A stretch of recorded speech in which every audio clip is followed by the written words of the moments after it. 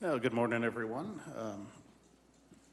Appreciate those all that showed up today. We got a variety of topics to cover, and those that may be watching the live stream or the recording afterwards.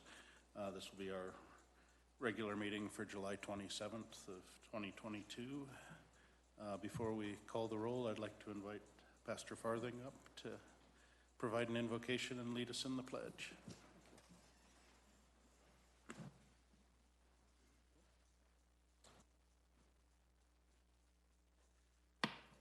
Let's pray. Father in heaven, we thank you so much for the opportunity to live in a place and in a country where we can assemble, where we can voice our opinions and our views, where we can share them. I thank you that we live in a place where even on our currency, we still declare that we trust in you. Father, we trust you this morning to guide thoughts and hearts. Things happen here that would benefit these people and benefit our citizens. We ask your blessing upon everyone and their concern and their interests in our community. And I ask this in the name of Jesus Christ. Amen. I pledge Allegiance to the flag of the United States of America and to the republic for which it stands, one nation, under God, indivisible, with liberty and justice for all.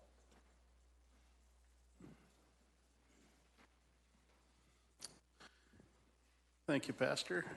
Amanda, could you call the roll, please? Commissioner Richardson? Here. Commissioner Thayer? Here. Commissioner Pettit? Here. All righty, so we're all here. Just before we start into the agenda today, just did want to announce that last Wednesday we did accept the resignation of Sam Elbert as county manager. We will be seeking to refill the position in the interim. The board will be acting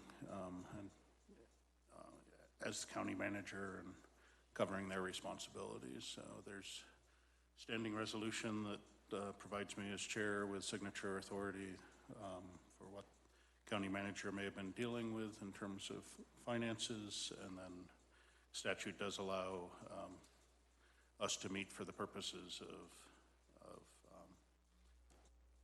directing employees and operational oversight. So there'll obviously be more to come. We're reviewing the job position, and we'll be posting it soon. So with that, I would accept a motion to approve the agenda as presented. Mr. Chairman, I move we approve the agenda as presented. I'll second. Okay, we have a motion and a second to approve the agenda as presented. All in favor, please say aye. Aye. Aye. Motion carries. Moving on, first item of business are the items on consent. I'd accept a motion. I'll make a motion we approve the consent agenda as presented. Second. A motion and a second to approve the items on consent. All in favor, please say aye. Aye. Aye. Motion carries. Next item we have is elected officials, department heads, and staff reports. We actually have some folks from outside the county that are visiting us today.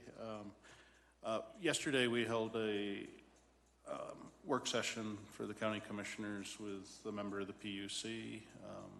What we've been told is apparently there was some information we received that may not have been correct, and we had some folks that have come down to kind of correct the record on that. Unfortunately, I had a family emergency. I wasn't able to attend, so I'm not sure what the changes will be. I had intended to watch the video after the meetings today. But with that, Mr. Gomez, I'd invite you up.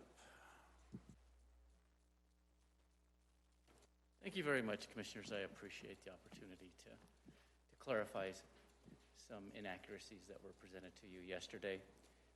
Commissioners and members of the public, my name is Paul Gomez. I am a First Assistant Attorney General with the Colorado Attorney General's Office and serve as Chief Legal Counsel to the Colorado Public Utilities Commission.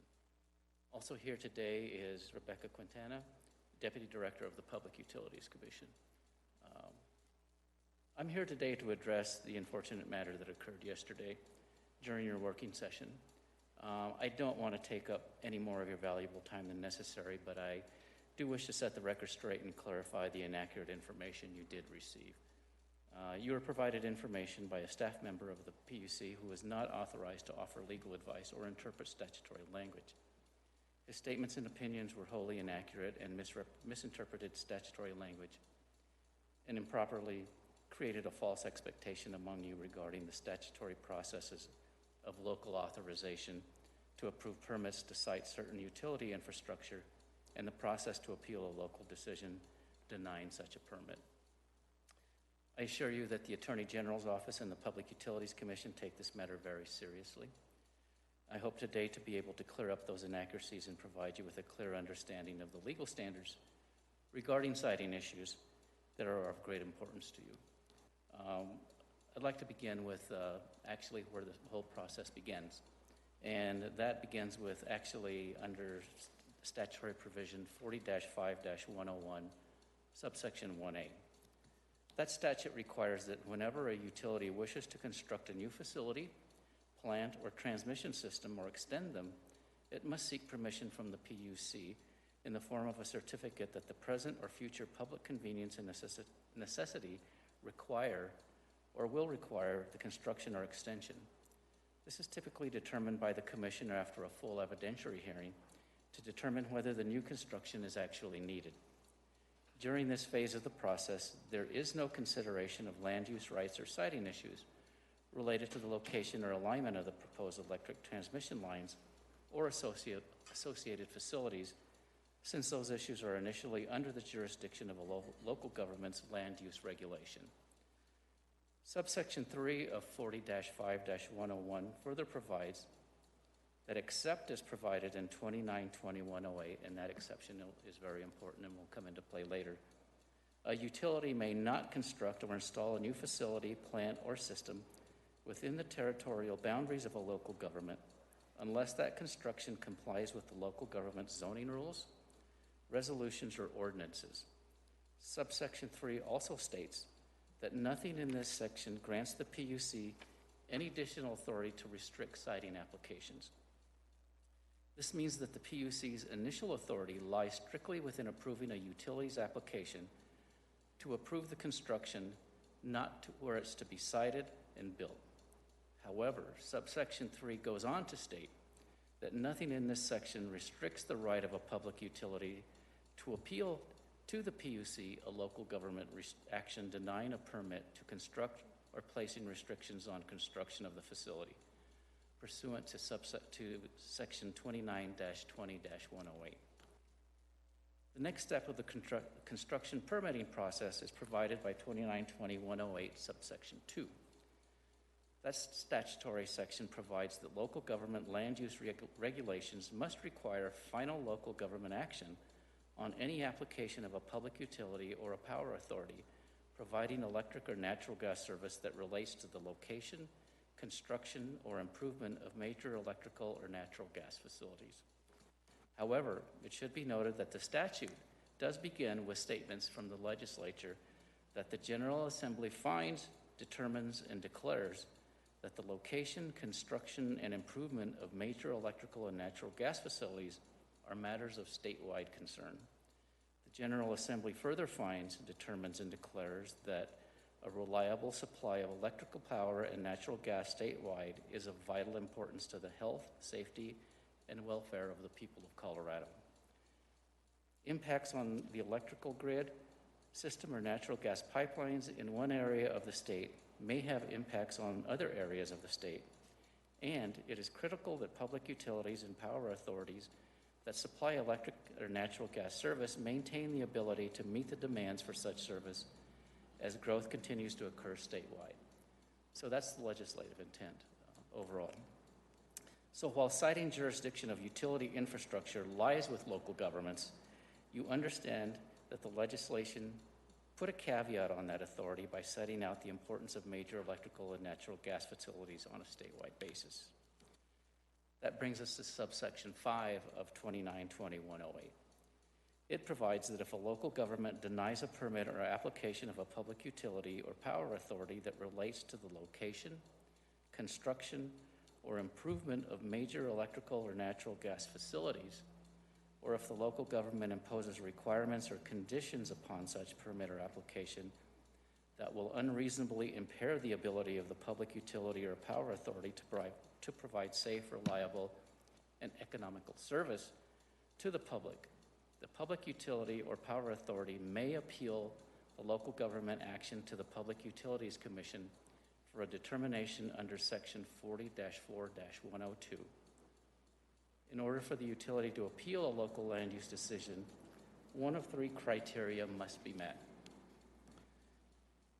The first criteria is the public utility or power authority has applied for or has obtained a certificate of public convenience and necessity from the PUC pursuant to Section 45-101 to construct the major electrical or natural gas facility that is the subject of the local government action.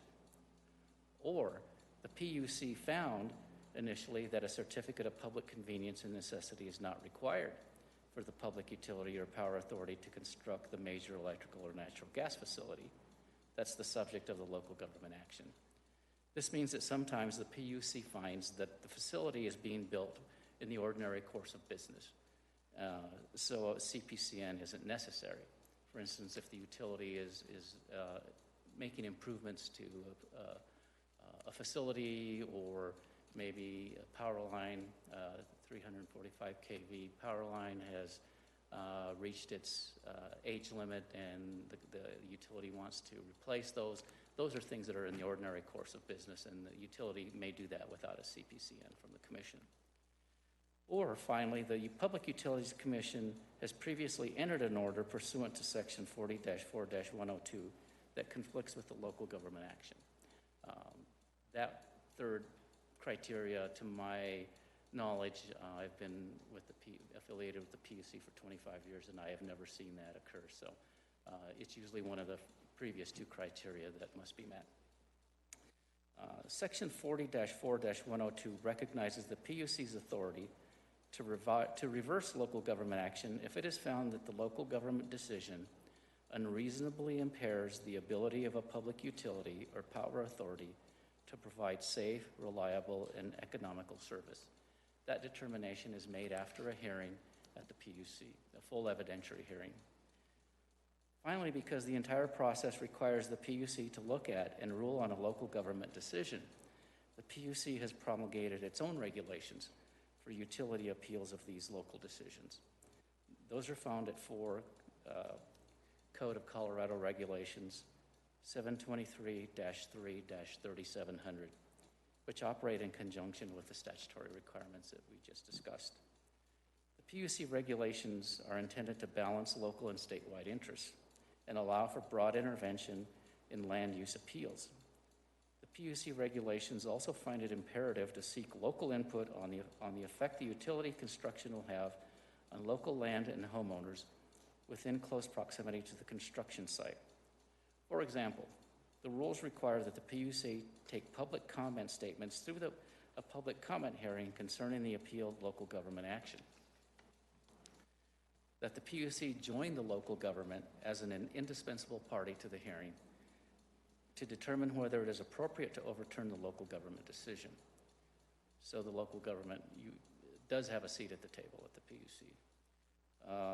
That each party provide to the utility a list of individuals and groups to receive notice of the public comment hearing, and the utility shall provide notice to the identified persons and groups as prescribed by the PUC rules. The rules further go on to set forth that if these notification and consultation requirements are not met by the utility, the PUC is to deny the utility's appeal outright. So in the event that the PUC finds that the denial of the local land use permit should be overturned, the matter doesn't necessarily end there. Interested and affected parties to the proceeding that are affected by the PUC's decision may seek rehearing, re-argument, or reconsideration of that decision by the PUC pursuant to 40-6-114. If after the Commission issues its decision pursuant to that statute on rehearing, re-argument, or reconsideration, if the interested party still is not satisfied with the Commission's decision it may appeal that decision to a state district court under the terms of 40-6-115. And in that case, the district court will make the decision on whether the commission's decision was just and reasonable and in the public interest. So that basically explains the entire process, going through approval of the certificate by the commission and citing on by the local government and the appeal process should the utility appeal. I hope this clarifies the inaccuracies that were previously presented to you, and also let me please offer my profound apologies for what occurred yesterday, and the confusion that it may have caused. We don't take lightly your responsibilities and your role, and Commissioner Pettit and Commissioner Thayer, I know you were there yesterday, and I especially want to apologize to you two for taking your time needlessly in that situation. But if you have any other questions, I would be more than happy to answer them. Yeah, thank you. And again, since I wasn't, I've got a couple of questions based on what you just said today, but I kind of offered to Commissioner Thayer and Pettit if they've got questions they want to clarify. I appreciate you coming out because what we were told yesterday was definitely different than what our understanding had been. And you're clarifying it, definitely knows, now we know exactly what the process is and, you know, how it goes, but whether, you know, the PUC does have that authority. So I appreciate you correcting it so fast. Absolutely. I also appreciate your coming, but your presentation is very legalistic, what you said there. From a practical point of view, though, you kind of indicated we have the authority to say yay or nay, period. Not whether, if you move it 10 paces this way or move it away from this historical Indian burial place. What I'm trying to ask you is, do we have any flexibility at all, or is it just yay or nay on our part?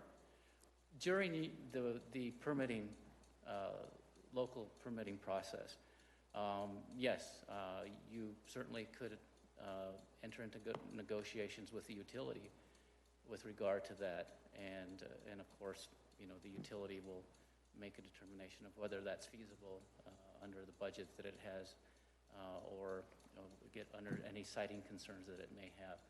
But I'd assume yes. that comes under the, you had said, if we deny or place unreasonable conditions, that Yeah. asking for a movement to accommodate something reasonable would be a Yeah. reasonable condition. Yeah, no, certainly the utility could agree to that, and to agree to slight changes in the siting to accommodate any concerns that you may have.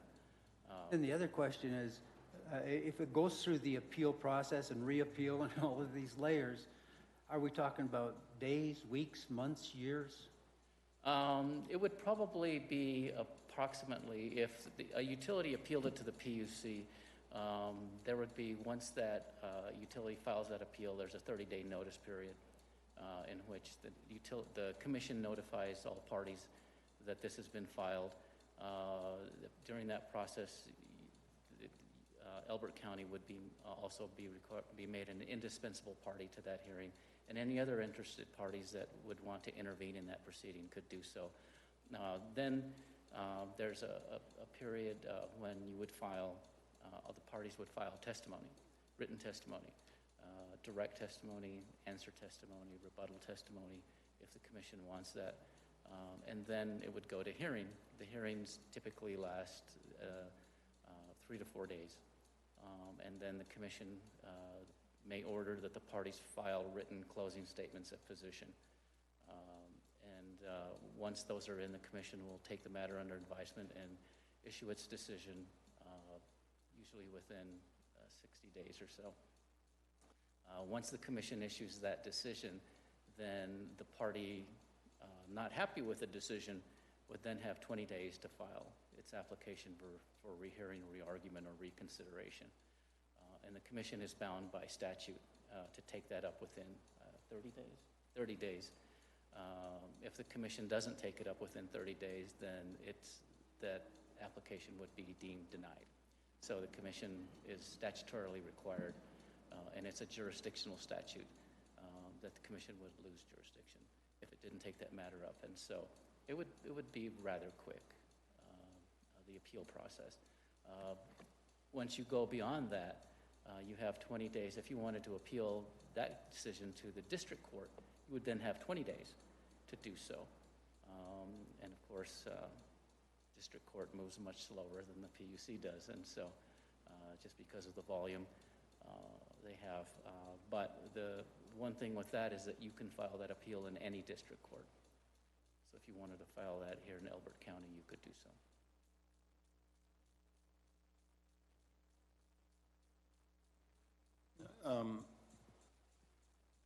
I guess, has there been any determinations or case, you had mentioned interested parties and those in close proximity. Is there anything that's been ruled on what's considered close proximity to No. a large power line, or, is it within, I can see it, or it's sitting It depends on just outside my fence? Yeah, exactly. It depends on the sensitivity of the people surrounding it. If you're right close to the right of way, right next to it, the people may have some concerns about transmission line noise. Electromagnetic fields are also concerned by some people. A concern about home values and property values is also a consideration.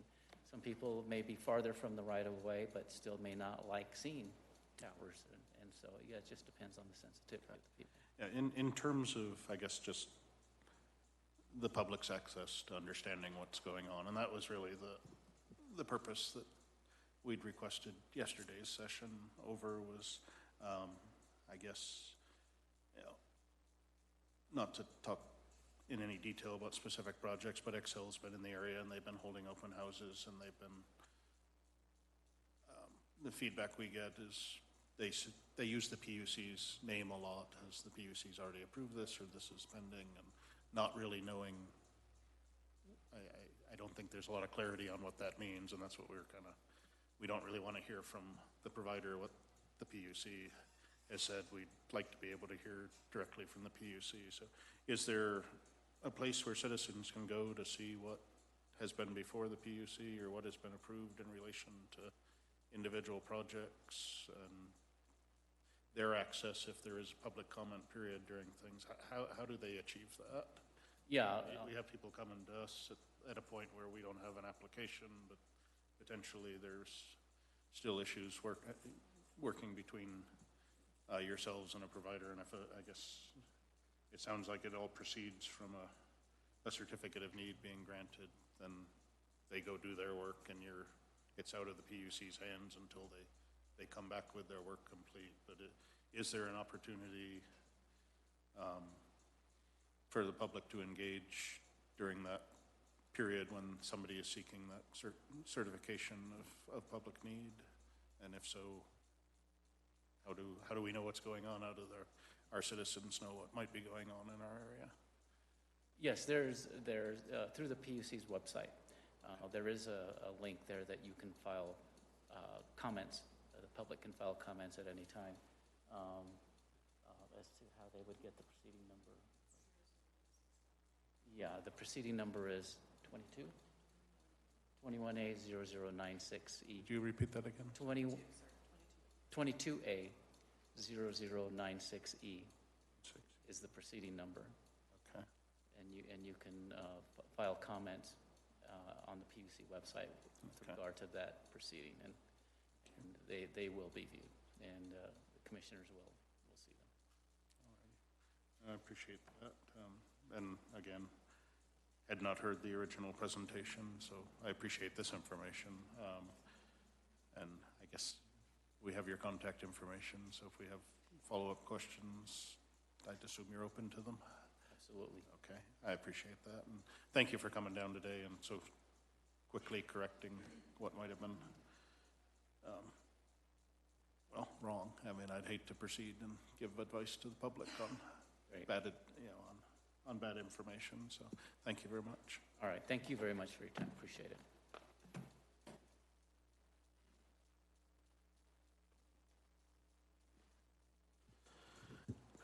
All righty, the next item we had, Bobby, just an update on the Public Works facility.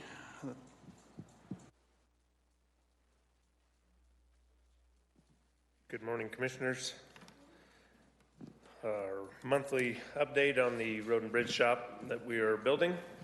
I've also put before you just kind of what we're doing as a facilities department on the back, just so everyone's kind of aware some of the major projects we're tackling this year and some of the good things that the county's doing to make our facilities better.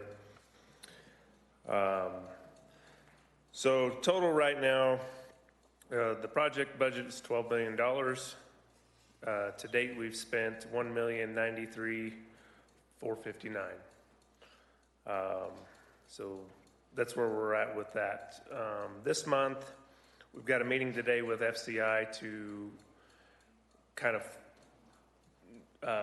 narrow down some numbers, really dial in where we are at with our subs, and make some decisions today on some of those items. Wold's received and reviewing the shop drawings from the contractors, so they're just making sure we don't have beams in the middle of a office or something crazy that needs to be addressed. From what we've seen with the drawings, it's all pretty straightforward. There's really nothing crazy that we have to redo, so we're right on track with that. We are still working on our building permits and those sorts of things. We should have those here next month, first of next month, pretty quick. FCI to mobilize and get contractors under contract. That's one of the things that we're talking about today, and we're going to keep doing that until we get everybody signed on. They've got really good competitive bids. They've had good responses from a lot of local contractors, some trades. We just don't have those local people, but we're trying to stay in the state as well. So mid-August, we'll be finalizing the rezone, doing all of that work. That's been a little bit of a process, but we're finally getting some headway on it. Late August, FCI is going to begin their site work, doing the dirt work and all of that. The building will be here shortly after that, mid-October, and then we'll be ready to start foundations and that sort of work. So about that mid to late October time frame. The big push right now is to get all of our dirt work done before we start seeing frost. That's our big push. So as you see down at the bottom, tasks to complete in July. We're still working with Kiowa Water Authority, trying to hash out some things there. And then once we get all that hashed out, we can execute an IGA with them.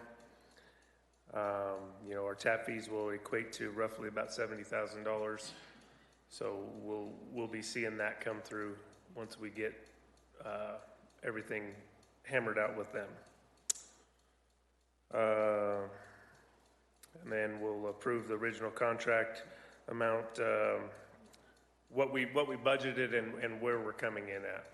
As you guys know, we've seen some increases on certain things out of our control. There's not a whole lot we're going to be able to do about that, but just keep moving forward. So we will get you those numbers and those things as quick as we can, so that you guys understand and see right where we're at and can see a lot of the cuts we've had to make to stay in budget. So any questions on that so far? Anything? No. Yeah. No questions. Just after your meeting with FCI and the plan review, I think, next month, if we could kind of sit down and walk through what trades we've had to make or where you found cost savings, because I know it's a big project that was estimated before we saw the big inflationary pressures. So we know there's been some trades, but for a building that's got to last us for 50 years, we just want to make sure that if we need to find money to make sure we're not just paying more 10 years down the road, that we get it done right now. That's, I agree. nothing gets cheaper over time. Exactly, yep. So the next thing is just some of the projects we're working on. Just as a facilities, we are 90% done with our campground remodel. That's been a pretty big undertaking that we sneaked in right before fair. They're moving in today for fair, so we got it done. The 10% that's left, we're waiting on Core Electric to change out some transformers, get us the power we need to supply those extra sites. But those sites we did not take out of service. We're running on the existing service that we have. We just cleaned them up, freed up some room in the panels to make that work for us. Another big project that will be coming here in September, early October is going to be windows and doors for this building. I think everybody that's works in this building is going to greatly appreciate that. Might miss their wind whistling through the windows in the winter, but it's going to be a good deal. Windows and doors at Seb, about the same time frame, 2 different contractors. Those windows the frames are wood frames. They've seen better days. We got to replace them. We also just completed a project at the Justice Center. We seal coated, did all the pothole patching, crack seal. That's going to buy us some time on the life of that parking lot. And then another big project that's getting kicked off is our access control and intrusion detection systems in this building. Well, all of our buildings.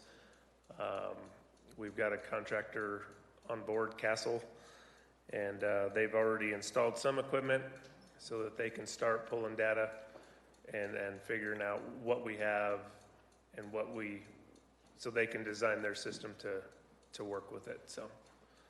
So that's really all I have. And just, if I recall, we've gone from, 32 or 36 campsites to 71? Yes, sir. All with Sorry. power and Yes. water? Yep, they all have power and water. We've re-gravelled roads, did a bunch of grading, so our drainage is working properly. It's a big need. It's a big update to something that's been needed for a lot of years. So. Appreciate that. That and the windows, parking lots, I mean, those are all just, I guess, for the public information.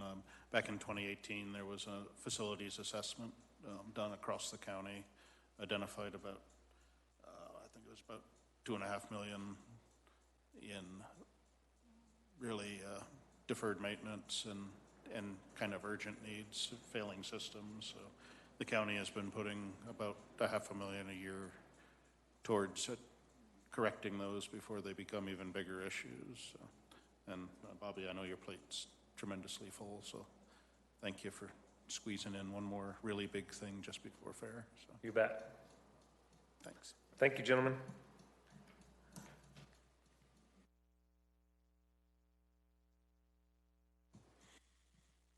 Alrighty, moving on to citizen public comment. This is a time for folks to make comment on things that won't be on the agenda later today. We received a few comments via email. 2, I think, are kind of appropriate to hear during our discussion of the 1041 regulations in a little bit, and the other is associated with our open records policy. So if we have anybody that's got comments on items other than those, I would take them now. Sir? Yes, please, sir.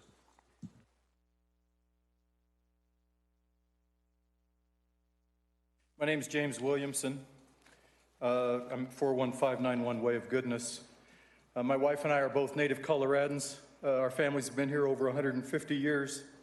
If you grew up reading The Fence Post and ever read Starvin' Marvin, that's my wife's uncle. He's since passed. The Kimseys that live here in Kiowa are my wife's first cousins. We've been here a long time. We've got a vested interest. We've been out there in Deer Trail for quite a while. And I spent my professional career cleaning up in contaminated industrial sites. Started out with the NPL 50, the Superfund sites, moved on to oil and gas exploration and production, and then went into petrochemicals, coal. I've been blessed to work all over the world and supervised and managed the cleanup of over 1,000 sites.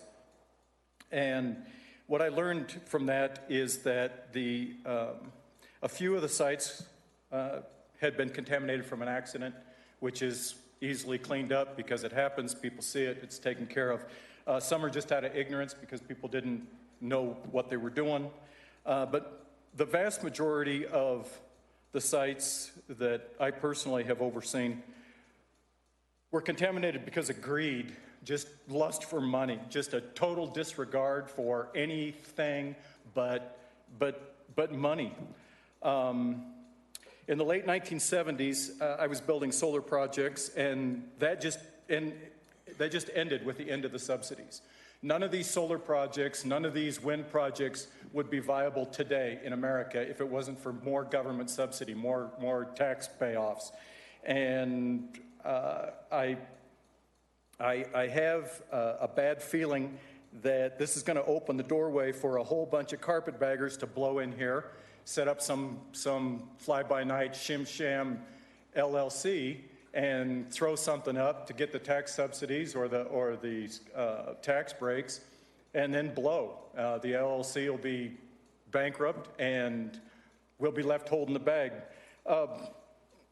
And it's happened in Colorado before. It happens over and over.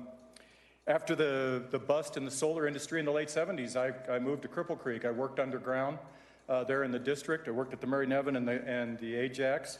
And gambling came in and was supposed to preserve those districts. That was the whole idea behind it, because they were economically distressed. And Central City and Black Hawk and Cripple Creek, and gambling came in with out-of-state money, destroyed, eviscerated, just gutted the character of those communities. I can't even go back there.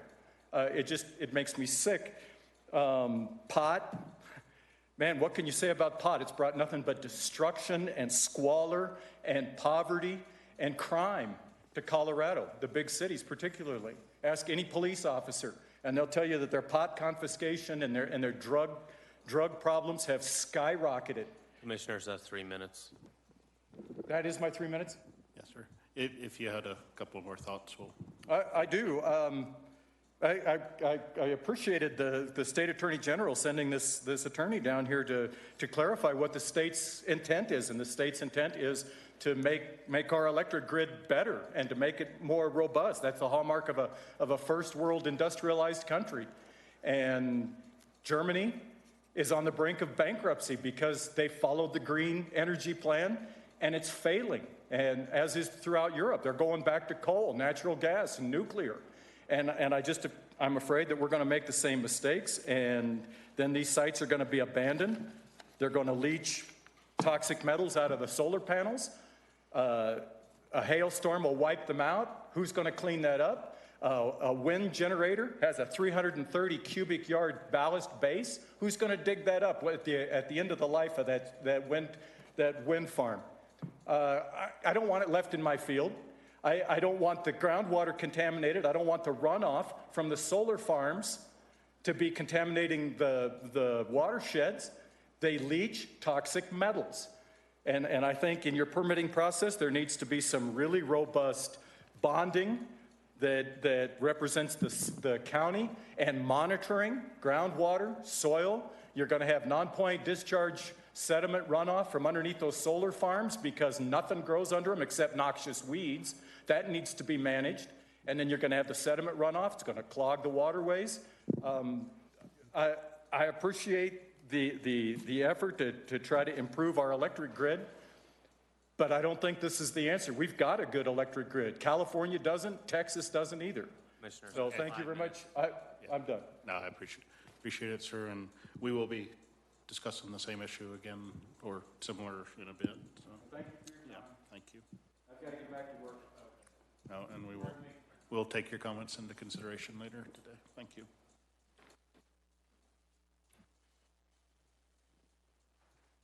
All right, do we have any other public comment not related to 1041 or open records?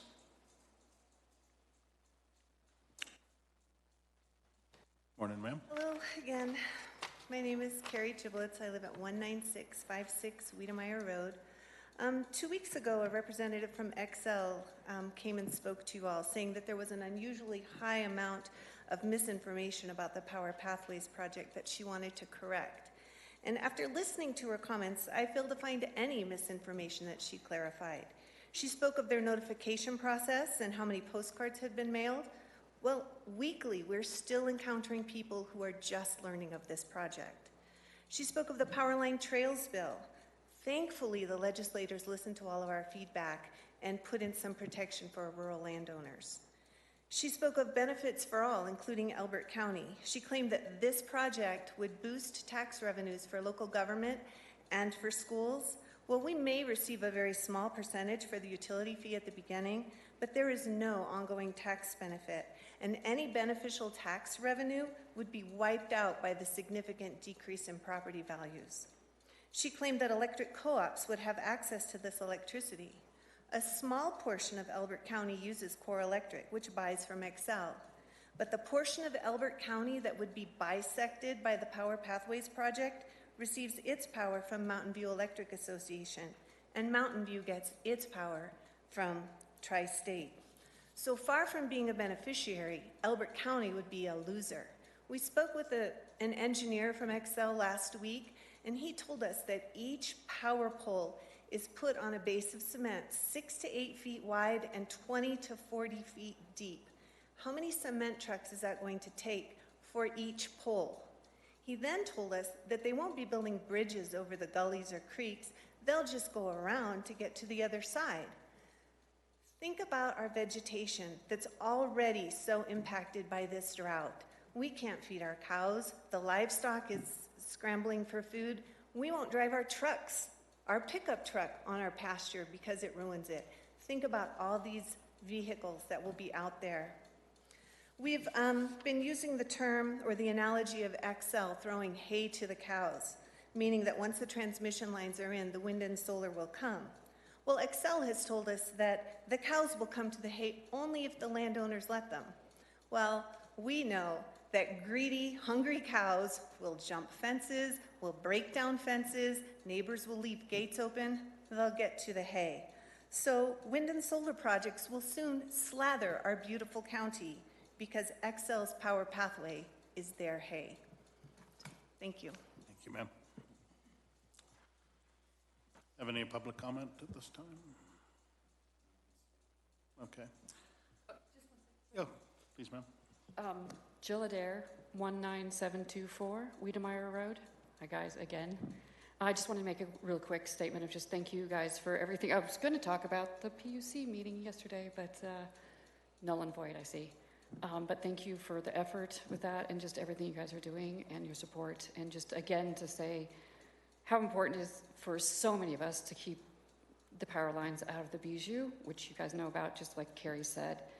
That just the damage of constructing them, as we know, you can still see, you know, wagon train trails out there because it just really never comes back, let alone the drought and everything. So just wanted to keep in front of you guys' face and know that we're still out there fighting. So thank you, guys.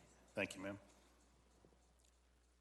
Alrighty, with that, I'll close public comment and we'll move on to our first discussion item was open records policy. Bart? Yes, Bart Greer, County Attorney. This is just a minor update on our open records policy. We do have an adopted policy that's been in place for several years now. We do have a process that is outlined in that policy. We also have an open records form that's also on our website. You know, essentially what we've looked at is what updates need to be made as far as any statutory or legislative updates throughout the past year, or really any case decisions, case law that would require modifications to our existing policy as well. So really, not that many changes. It's essentially the same policy, a couple minor tweaks here and there, but really no major legislation other than some updates on funding and costs that can be made as part of that,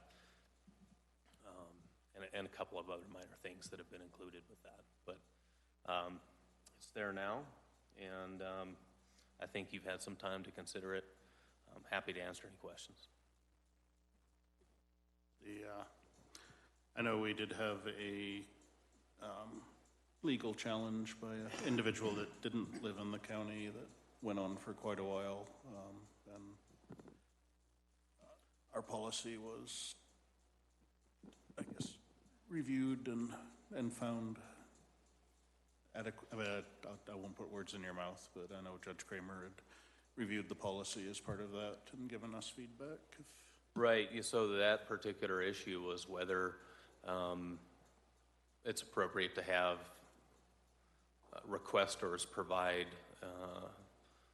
proof of valid governmental identification in order to request the records, and that went to the district court. The district court did make a ruling on that and essentially found that yes, that's appropriate. The county does have the ability to put together a process to request open records and to ensure that open records administration is smooth, and that we can ask for identification, especially since there are certain records that are only releasable to the party that record may pertain to.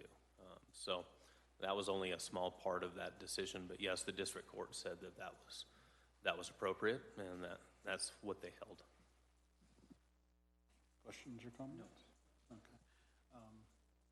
Ma'am, I know you had submitted an email comment, but since you're here.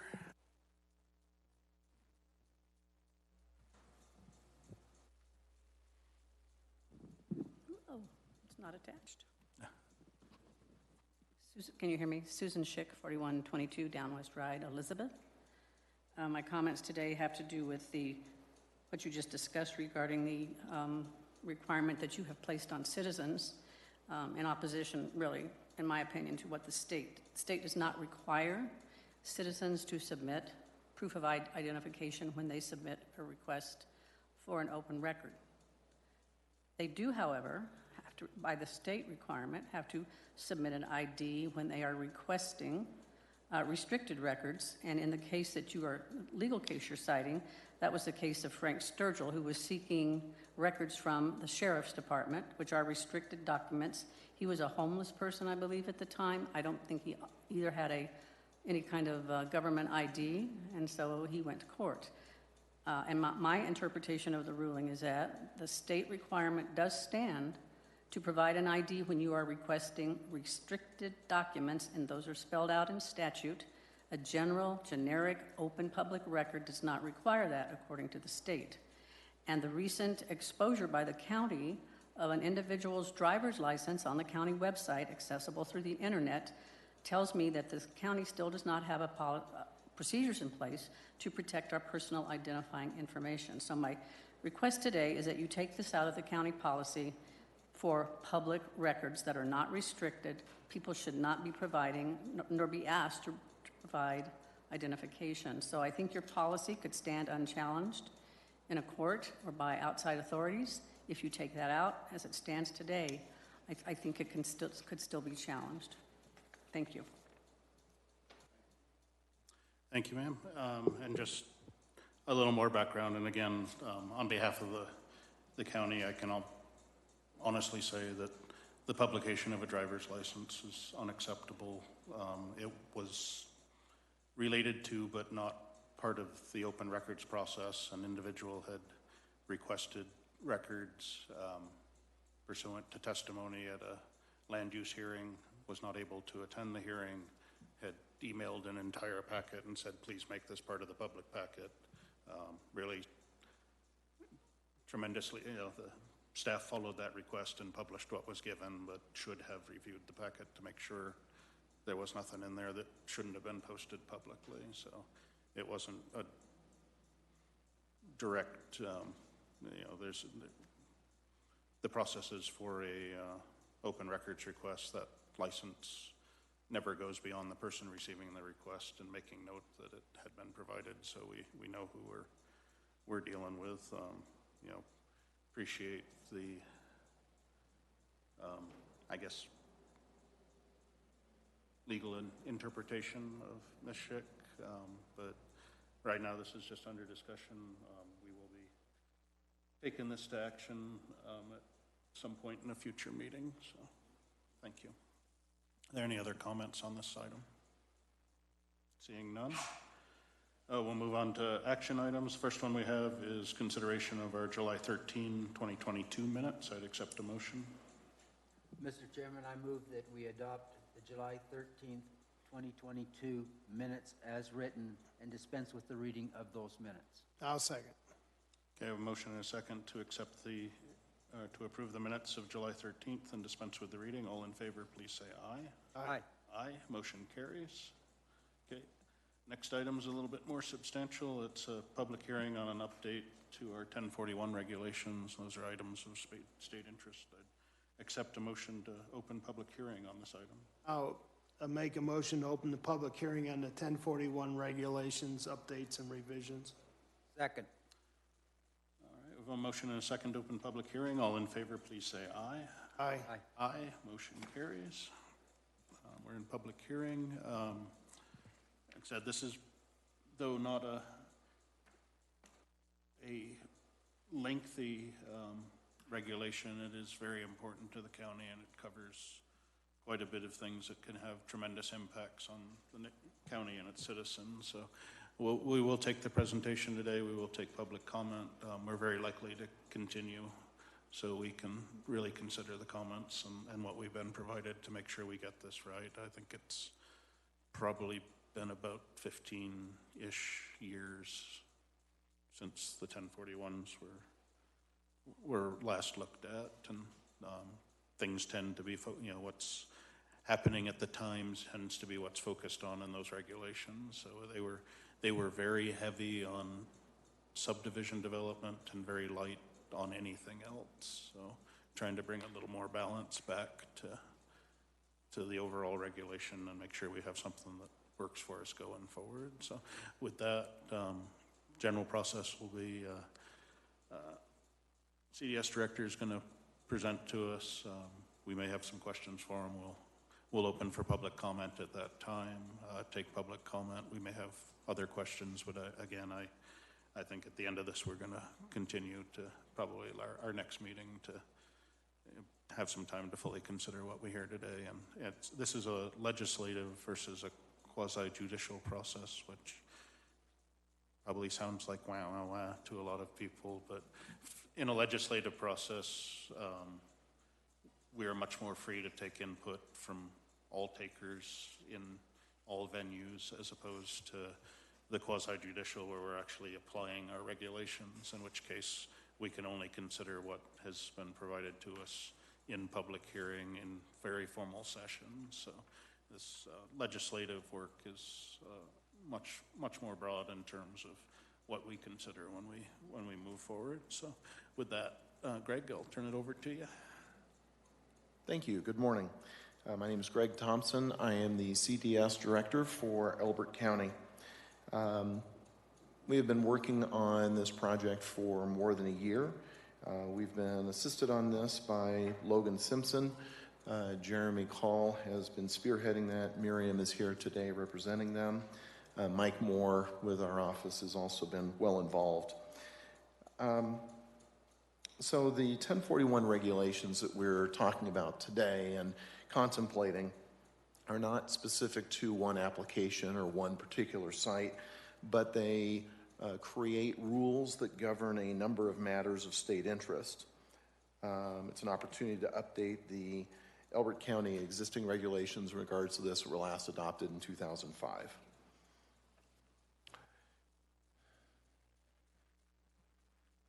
So the 1041 regulations, just to kind of give you an overview of what they are, it's a state-enabled power for local review of large-scale projects. The rules that promulgate this are in the state legislature. It allows local governments to identify, designate, and regulate certain areas and activities of state interest through a local permitting process.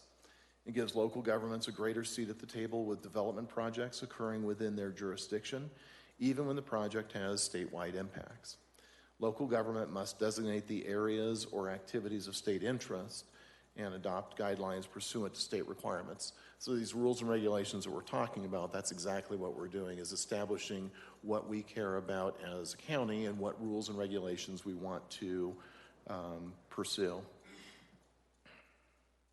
Talk a little bit about 1041 regulations in relation to Elbert County. They were enabled in 1974. Elbert County first adopted in 1995, and that was regulations for major public utility facilities. They were updated 4 different times from 95 to 2005, and then this process started last year in 2021, and it's designed to streamline regulation and proposes 4 new areas and activities of state interest, and we'll get into how many of those are here in just a little bit. Yeah. I was going to say, just for the public, the 1041 is, it's shorthand. It was a House bill, I think 1041 that established all of this. So people talk about 1041 and it's kind of a meaningless arbitrary. It was the 401st bill that was introduced in the House that year. So.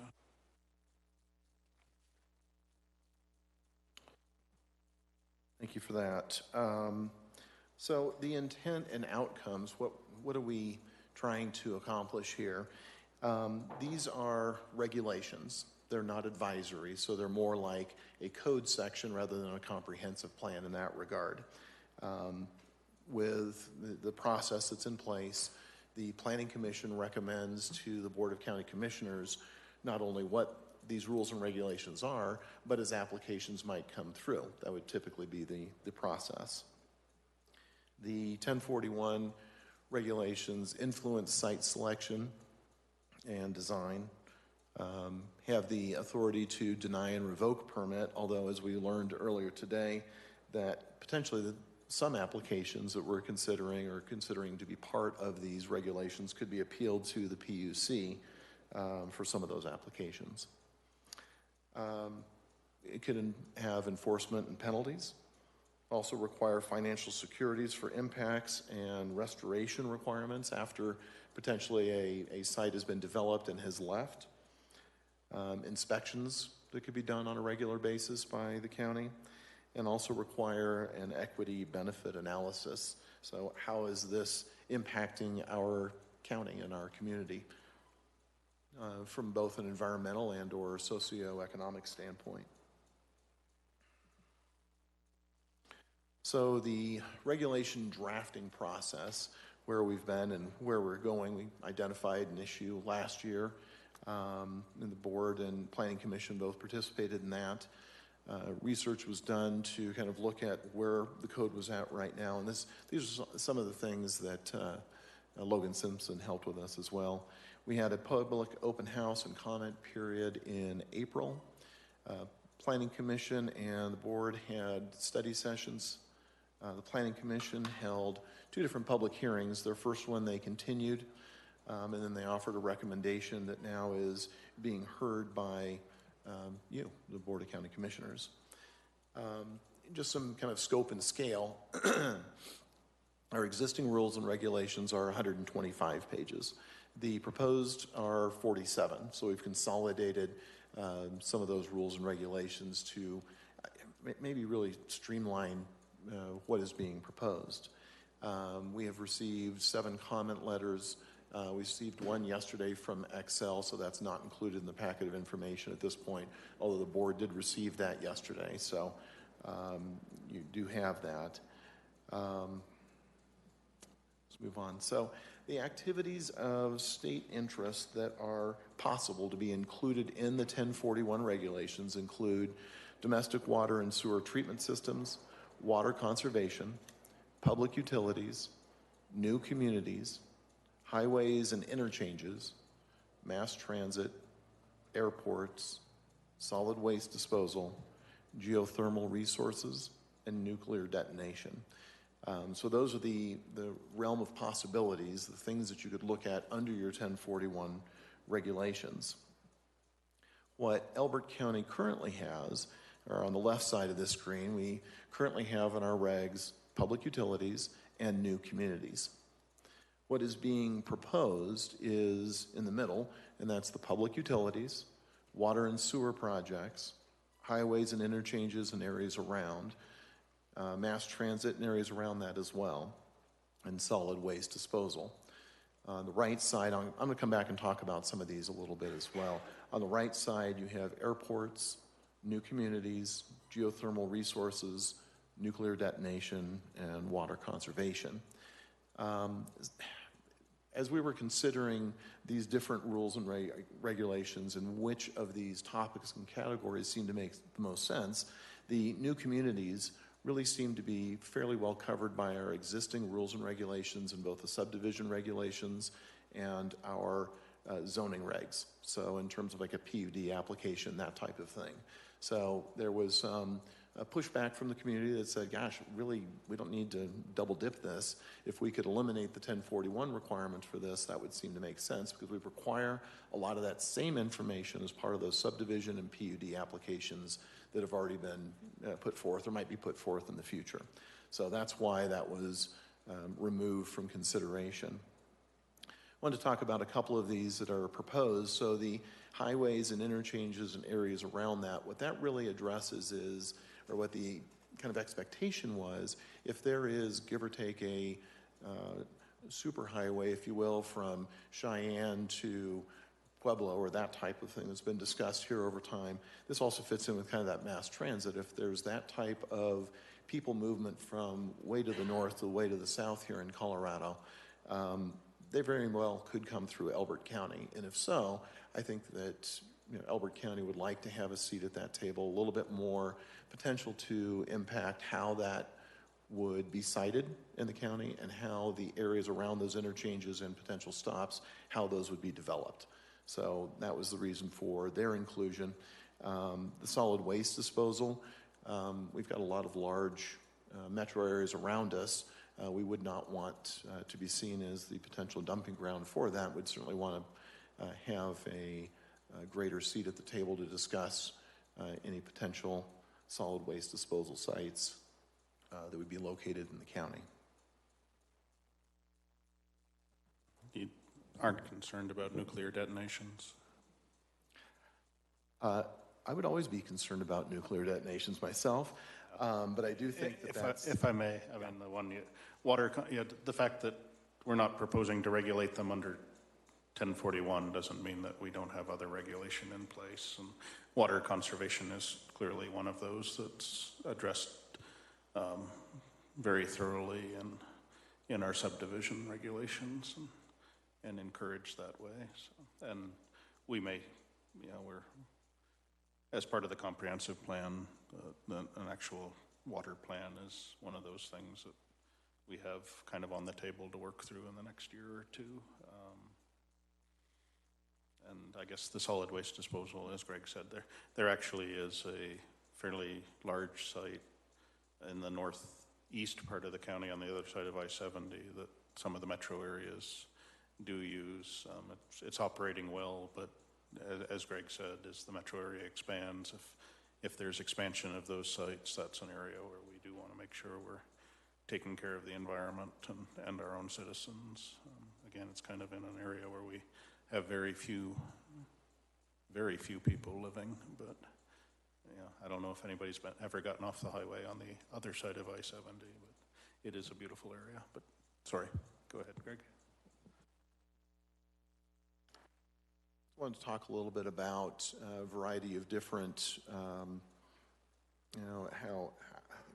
we calibrated some of these permits, or how we wanted to include some of these permits in relation to the 1041 regulations. So if there was a wind turbine that was proposed, how would that fit in if there was one or several? There was some conversation about this at Planning Commission as well. They wanted to have the minor and the major 1041 regs spelled out more clearly. So this reflects that change that they have proposed. So if there's only one wind turbine that's proposed and it's less than 80 feet, it would be a building permit would be required. If it was a small system where you had 2 to 3 turbines that were less than 80 feet, a special use review would be something that's required. A little bit larger system in place, 4 to 7 turbines that are greater than 80 feet, or they're making changes to a particular site of 10% or more, the minor 1041 would be something that's required. And if it's larger than that, it would be a major 1041 system that has greater 7 turbines or that taller facility. And just in discussion, and it's kind of spelled out there, but so the first one really would be if somebody wanted to power their home or an individual wind turbine. The second one we haven't seen any of that in the county, but if somebody were to be designing a facility that was self-powered, it's kind of not a grid-connected type of installation.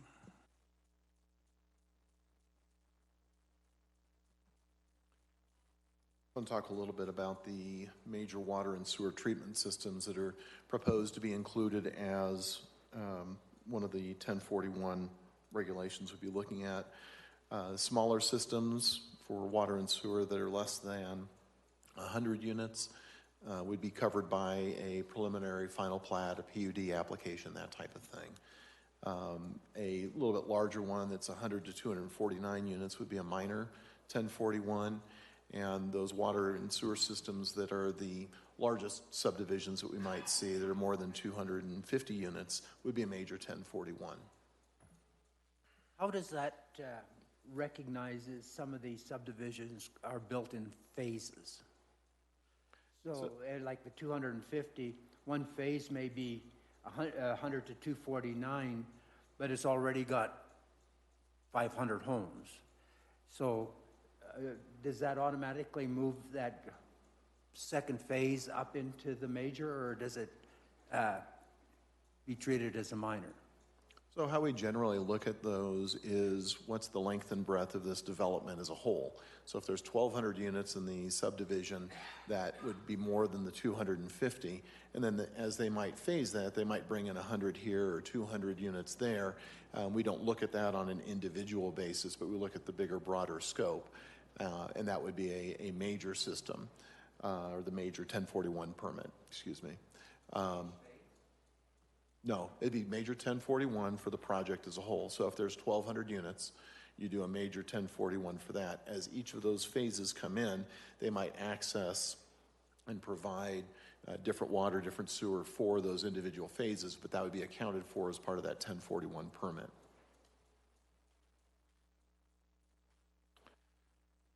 In terms of solar, same type of thing, kind of going through what's the appropriate size for this. There was some conversation about it at Planning Commission as well, but the kind of accessory systems, so less than 15 kilowatts, would be a building permit. 15 kilowatts to 5 megawatts, and acreage comes into play with this. 1 to 100 acres would be a special use review, so there'd be a public hearing through the Board of County Commissioners for that. That's what that special use review, or SUR, stands for. A medium-sized solar system would be 5 to 30 megawatts with an acreage of 100 to 200. And that would be the minor 1041. Larger than 30 megawatts and larger than 200 acres would be a major 1041. So kind of a utility scale at that point. I want to talk a little bit about the application process.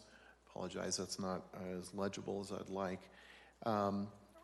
What is proposed is a 1041 determination meeting. Originally that was proposed to be we may have that.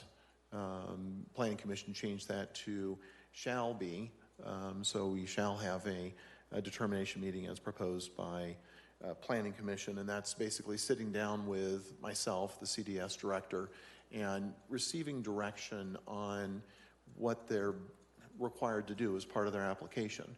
If they're proposing this or they're proposing that, often at that point there are, perhaps a napkin, type of sketch. There's some thoughts that are flying around the room. Well, what if we go taller? What if we go more? What if we go more this or more that? So we're kind of giving reaction based on some of the thoughts they might have. It's not a formal pre-application meeting that we would typically have with all of our land use applications, but rather it's almost a spitballing type of session where, give them good information about what our code says, shoot them in the right direction, so when they come in with that pre-application, that we can sit down and have maybe a little bit more intelligent conversation. This determination meeting is not something that is required for other types of land use applications. So if you have a rezone or if you have a special use review, that wouldn't be something that's necessarily required. Although many times we get phone calls or emails that say, hey, what should we do here? And we try to give them some good direction as to what they would be needed for that type of application. As you've gone through these, generally we've received 1041s in conjunction with another type of application, whether it's SUR or zoning or subdivision. Do you envision any standalone, any project that would have a standalone 1041? And I'm not trying to put you on the spot. That's the one place where these would have to be rock solid because they're not addressed. I don't off the top of my head, and I'm looking at Miriam here, see if she has any. Oh, okay. So what she said was like the highway projects might or rail would be something that wouldn't necessarily be coming through other land use applications. There's other processes layered beyond that as well. So, okay, thank you. Yeah. So the second step in the process is a pre-application meeting, and it's an informal meeting, but it has a little bit more formality to it. We do have a little bit more requirements in the 1041 section than we do in our typical zoning code or subdivision regulations that spells out what needs to be provided for that. Typically other departments or other impacted agencies are there, so the fire department might come to that type of meeting, building inspection, depending on what type of project that would be, our public works folks, that type of thing. At that point in time, there's a determination made as to which application is the best for them to pursue based on the information they've provided, whether it's a minor or a major. They make a formal application. The code has what's required for a formal application, and there could be determinations made as to what is on this site or what isn't on this site as to what's needed. If there's floodplain, for example, they might need to address that.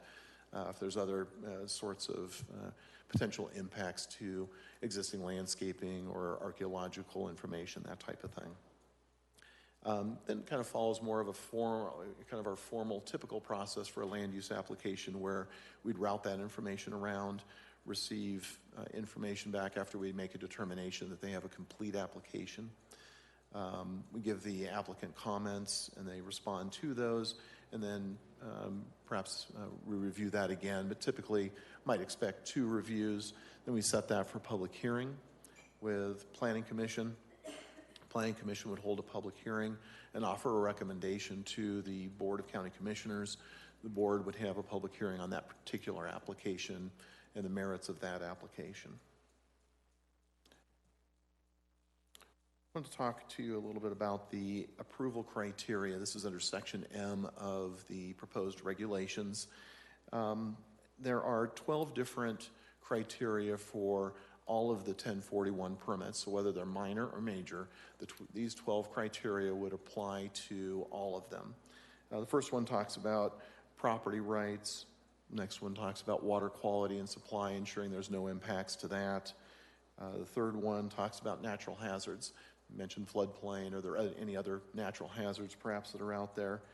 How this particular application, the next one talks about master plans. Is there a community master plan? Is there a county master plan that would be impacted by this, and how would that be impacted? Next one talks about impact on local government and services that are provided by local government. So is there a great impact to schools or fire or metro districts or something in the particular area? Next one deals with sustainability, resource conservation, and energy efficiency. The last several talk about the environment, also having high priority habitat be not negatively impacted, whether or not the proposed use would be a nuisance. Next one, J, I needed to take out the word significantly because that was a word that was removed by the Planning Commission. I didn't get it out of the PowerPoint.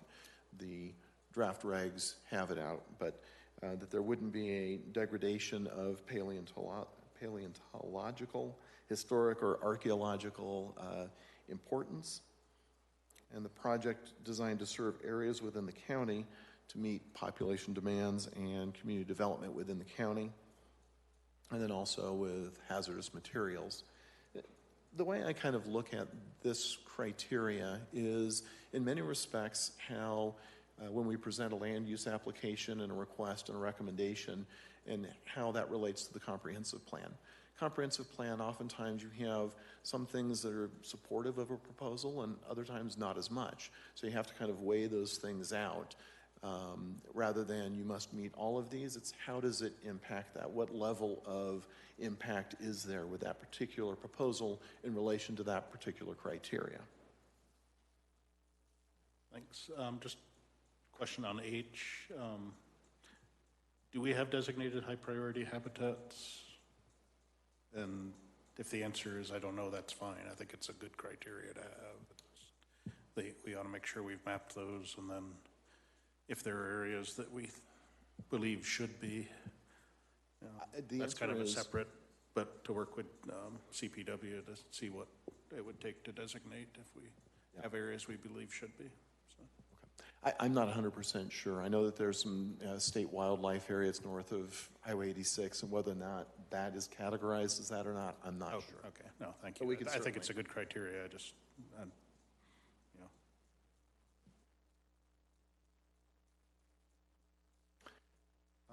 So moving on, those last 12 criteria that we talked about were for the major and the minor 1041 permits. These next 7 only address major review permits that might be coming in. The first one would not create an undue financial burden on the county or residents. Next one is technically and financially capable of being done.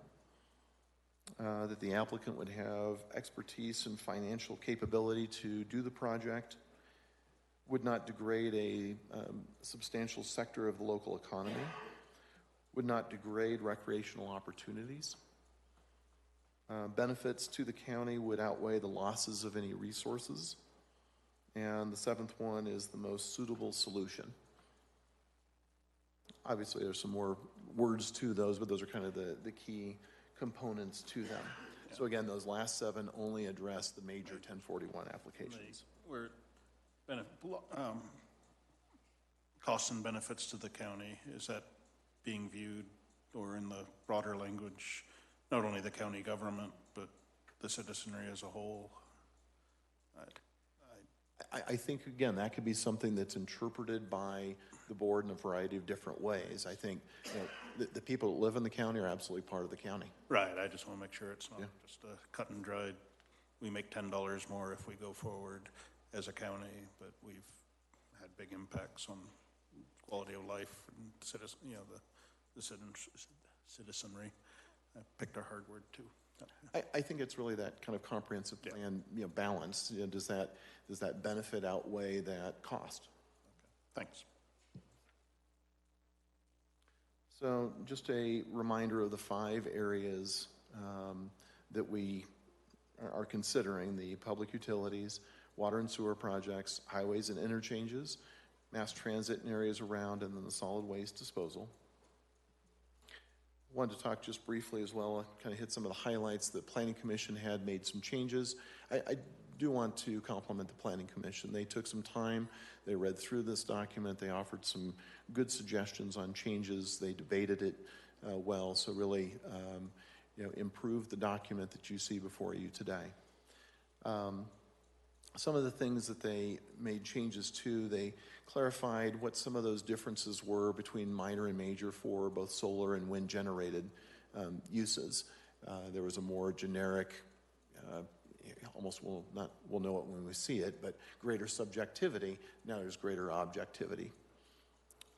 There were some kind of nuts and bolts, dotting the I, crossing the T types of things that they found in the document, so appreciated that they went through it with that fine-tooth comb. We had left to be determined in because we weren't sure which day the board would be approving. So when that gets approved, we'll put that appropriate date in there for something like that. As mentioned earlier, the 1041 determination meeting where the applicant meets with the CDS director made that a requirement rather than a potential or possible meeting. What I indicated to them, I would indicate to you guys as well. I think that type of meeting could very well be a phone call. It could be a Zoom meeting. It doesn't have to be a sit down, across the table from each other, but we could certainly do that as well as needed. So, have a variety of options there. They also added the applicant providing screening techniques, what they might do to screen this particular use from other uses in that particular area and make that part of the pre-application submittal.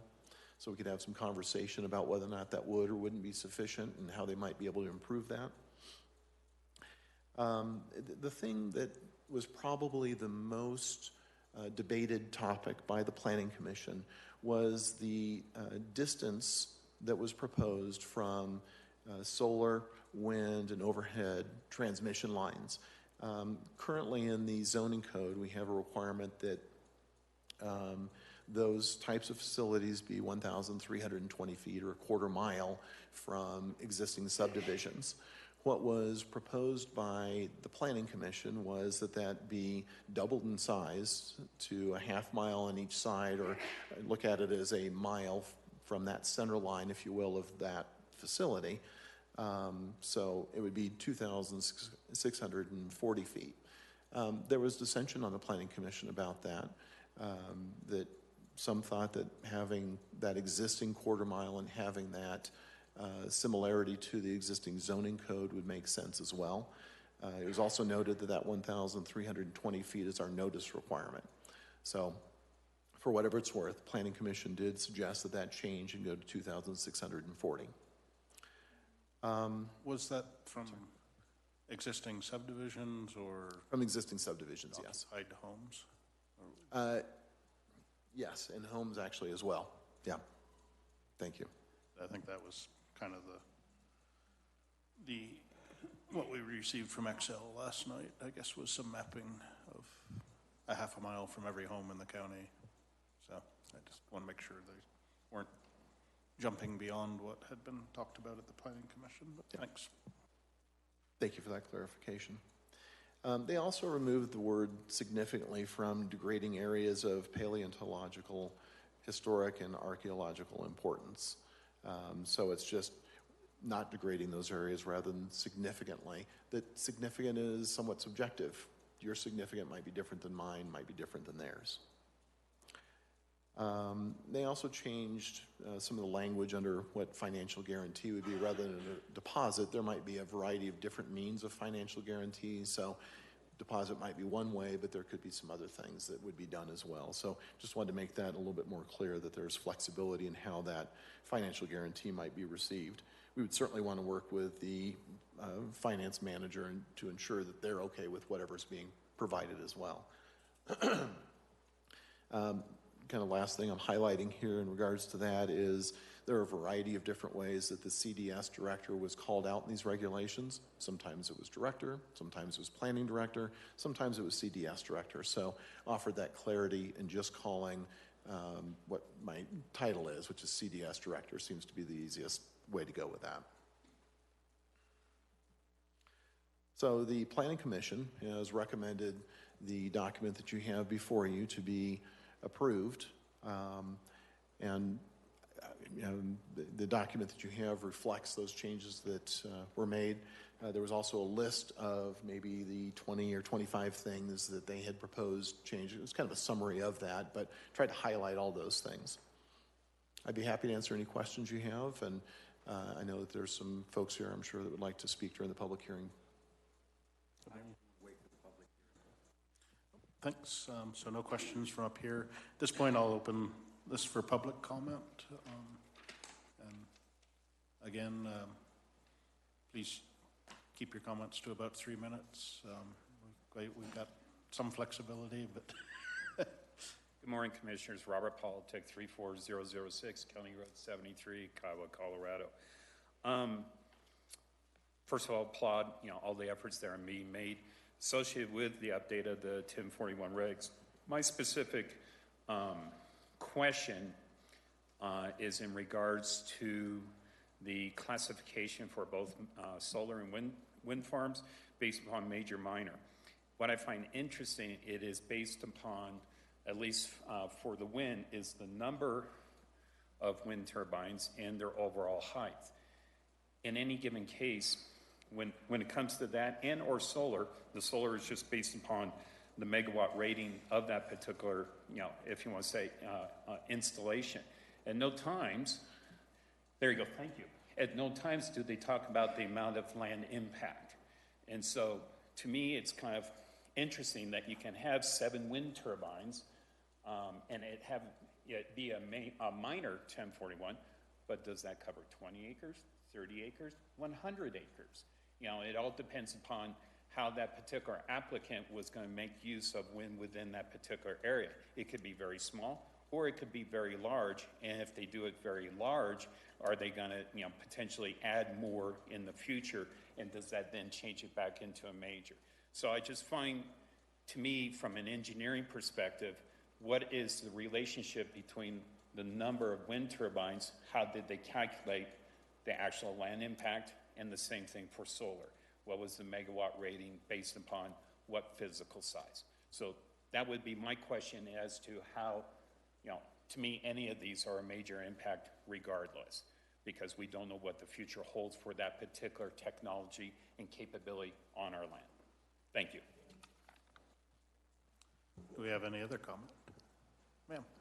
Again. Do you need me to say your name and everything again? Okay, Jill Adair, 19724, Wiedemeyer Road, Kiowa. Actually, I just was saying the same thing. Basically, that I believe that anything over 80 feet tall is major. No matter how many, if there's an 80, a huge tower right outside of your yard on the other side of your property, I think that's pretty major versus less than 80 feet where people are just, producing power for their own home. That was it. Okay, thank you.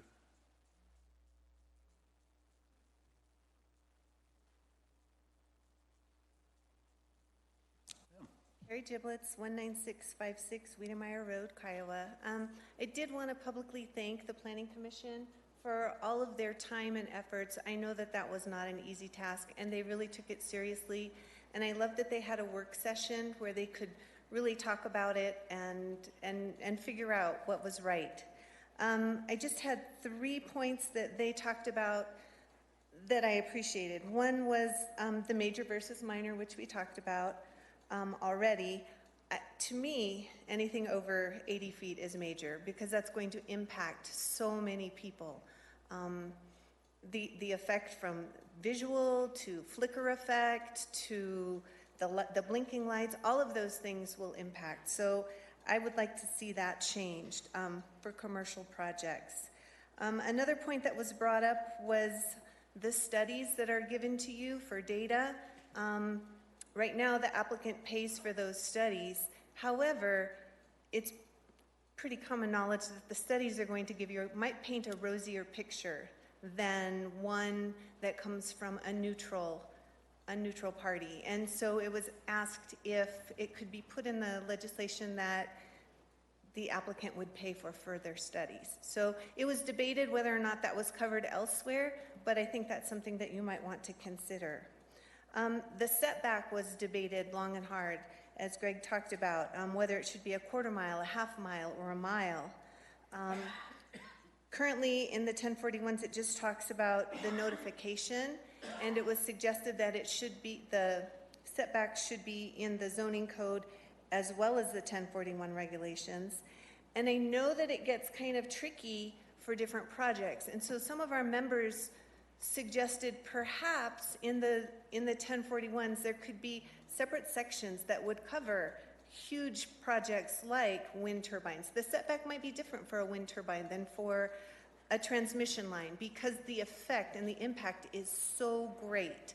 So I would recommend maybe looking at that and having even greater setbacks for a project like wind or solar. So I think those were all of the points that I had. Again, thank you to the Planning Commissions. We appreciate it. Thank you. Do we have any other input? Yeah, just for public knowledge, and we'll get it published before we come to any final decision, but we did receive some mapping from Excel and a letter that pretty much, if you enforce half miles, and I'm not making their case for them, just what they stated was a half-mile setback from any subdivision or home. You know, they mapped out what was left in the county if they ever want to put a line. It doesn't leave space. They're free to make that case. I mean, that's fine. Do we have? No.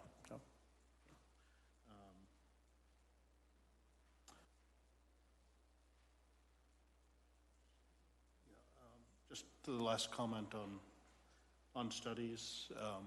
In other places and other regulations, we do require funding of third-party analysis of, you know, whether it's a third-party engineering review if there's disputes between our public works and plans that have been submitted, et cetera. So I don't think it's inappropriate to put in language where we want a study that you're going to pay for, but we're going to be part of the selection of who does that. So. Just real quick, that is something that we typically have our land use applicants fill out right now anyway, that if we need to have any particular expertise, that they sign that and agree to that pretty much as part of any land use application. So if we had some in particular with this, that would be kind of the expectation. If we need, you know, somebody that's looking at the paleontological information, great. I'm not an expert in that. We need somebody to look at it. Okay, no, that's good. And if we got, I mean, I always want to make sure if we're covering the same topic in two places, it's consistently described, so. Okay, comments, questions? Yeah, just using your paleontology example there, some of these things could need 4 or 5 separate studies. And there is an understanding that the applicant would have to pay for each and every one of those? Yes.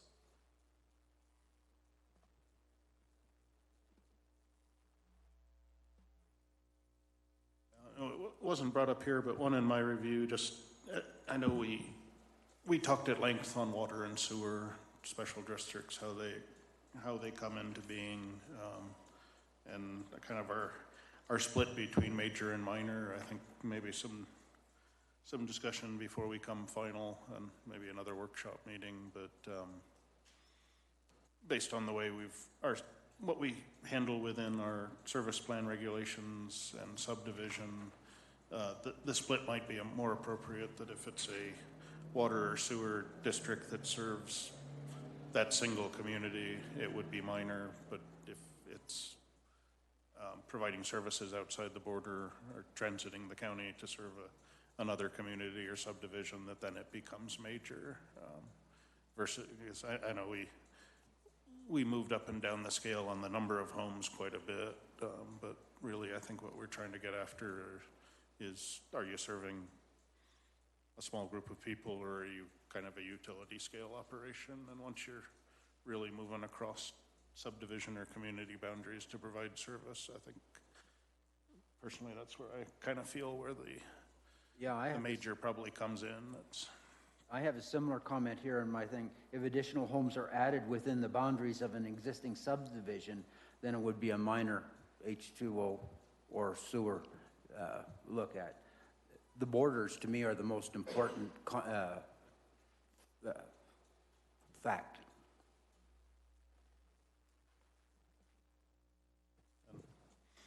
I guess as we discuss, I'll leave public comment open in case we spark another thought, but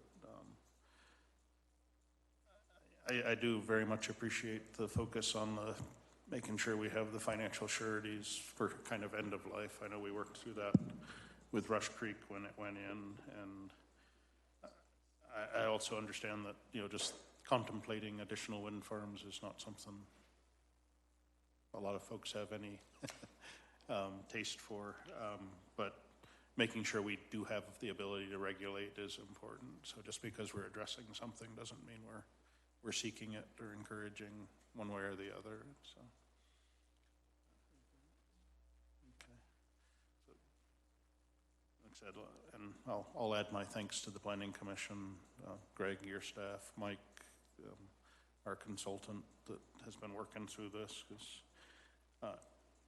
when you start diving into things like this, you can see why it only happens every 15 years or so, because there is no right answer, but certainly we knew what we had wasn't right for us now and for the immediate future. So I think we do have some things to comment on. Yeah, Mr. Chairman, because of the late arriving data and that PUC presentation this morning, and the Excel comments that were just received yesterday, I feel like I'm incapable of analyzing all of those pieces within the context of the proposed regulations.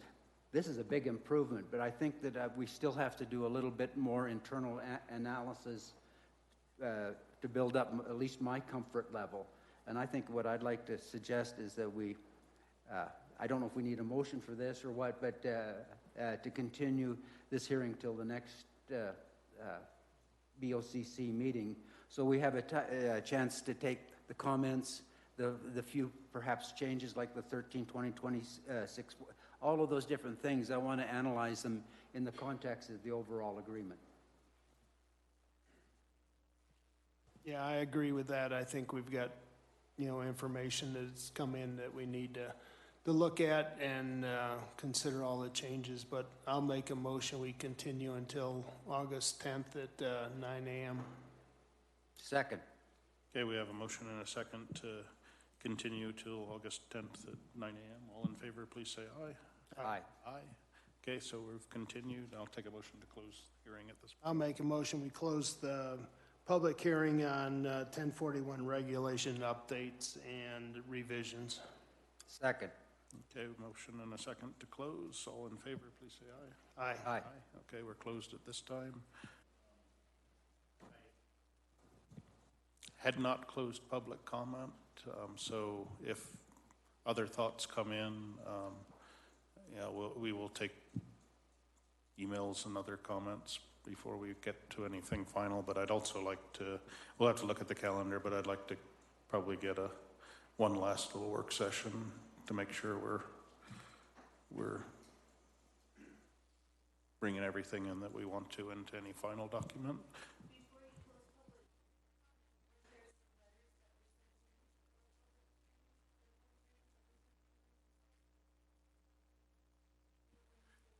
Yeah. Yes, there were. and thank you for that. Because we had, the ones that were attached to the public packet, we had gone through. Any comment needs to be at the microphone. Yeah.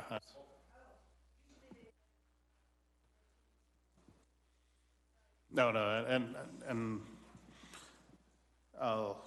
just to regroup a little bit. Generally, when we have open public comment and somebody sends us an email, we'll make sure it gets for open public comment. If it's consideration for a hearing, it's part of the hearing packet we've considered. It's not that we're trying to not voice other folks' opinion, but that those have been brought in as well. But like I said, I kind of don't have my calendar in mind, but I think we do need to set up just one last public workshop to kind of summarize everything that we heard today and other comments that we received.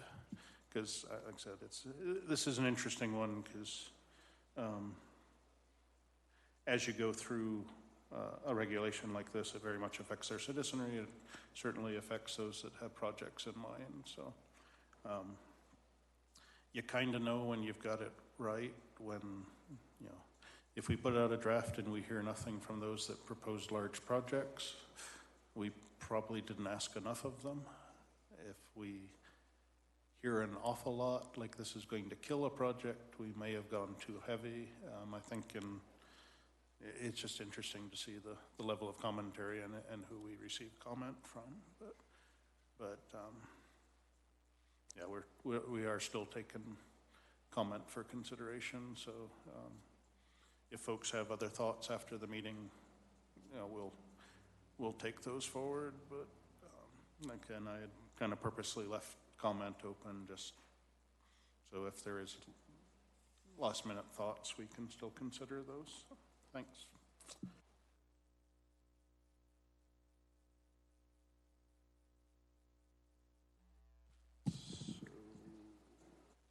yeah, for board planning, do you have any specific issues you want to? I mean, we'll be continuing. We'll be picking this up again. We did not talk about the update on the 2021 audit. Our finance director is out today, so we'll schedule that for the next meeting. And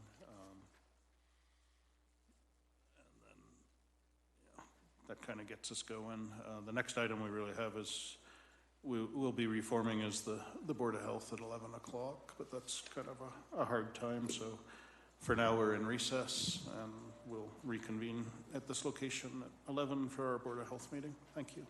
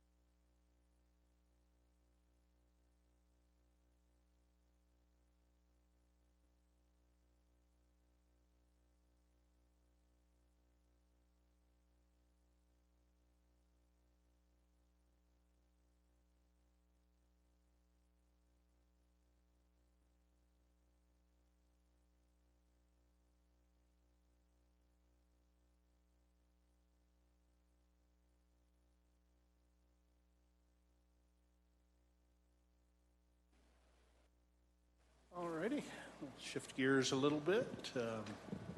Coming out of recess and forming as the Board of Health for our quarterly Board of Health meeting. Amanda, could you call the roll, please? Commissioner Richardson? Here. Commissioner Thayer? Here. Commissioner Pettit? Here. All righty, and I'm reminding myself out loud that Amanda has asked to speak loudly because the air conditioning will not be turned off.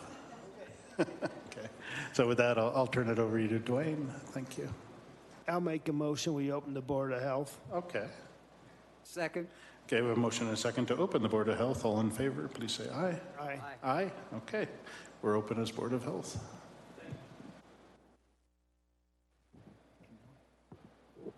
Thank you, Commissioners. Welcome, everyone, including citizens that are watching online. I'm Dwayne Smith, Director for Elbert County Public Health. I'm joined by Lisa Helseth, our health educator, and Sarah McIntosh, our public health nurse. Our agenda for today is just to give some administrative updates, some staffing updates, and our program updates, and then we'll entertain any questions. Again, to level set what we're striving to achieve in terms of public health infrastructure in Elbert County. This is a self-explanatory slide, so I won't go over that. So administratively, as we continue building the health department and programs and services to serve the community, we will soon purchase diagnostic equipment to support clinical services. I think we've probably talked about this before, but one of the things that was very clear in our recently completed community health assessment that I'll talk about momentarily, we want to be able to offer services locally so that if someone is just not feeling well and wants to get a quick test for strep or flu or COVID or a variety of other things, they should be able to run to Kiowa. So purchase of, it's called Cepheid, and it just looks like a big printer box that will take samples and put a cartridge in, and it'll analyze the sample and tell us if someone's tested positive for whatever we're looking for. Along those lines, One of your things is billable services. Is that billable to the individual, or is that billable to?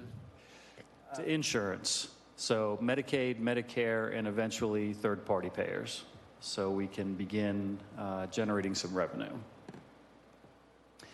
And that second bulleted point there, as we begin seeing patients or clients, we need to establish an electronic health record. So we'll have, we've chosen Cure MD, which is an electronic healthcare, let me start over, an electronic health record platform used by many other local health departments in Colorado. That will establish the continuity of the health record for, I believe it's 2.7% of what is billed. They will code and bill Medicaid, Medicare, and insurers for us. So that eliminates the need to hire an experienced biller and coder.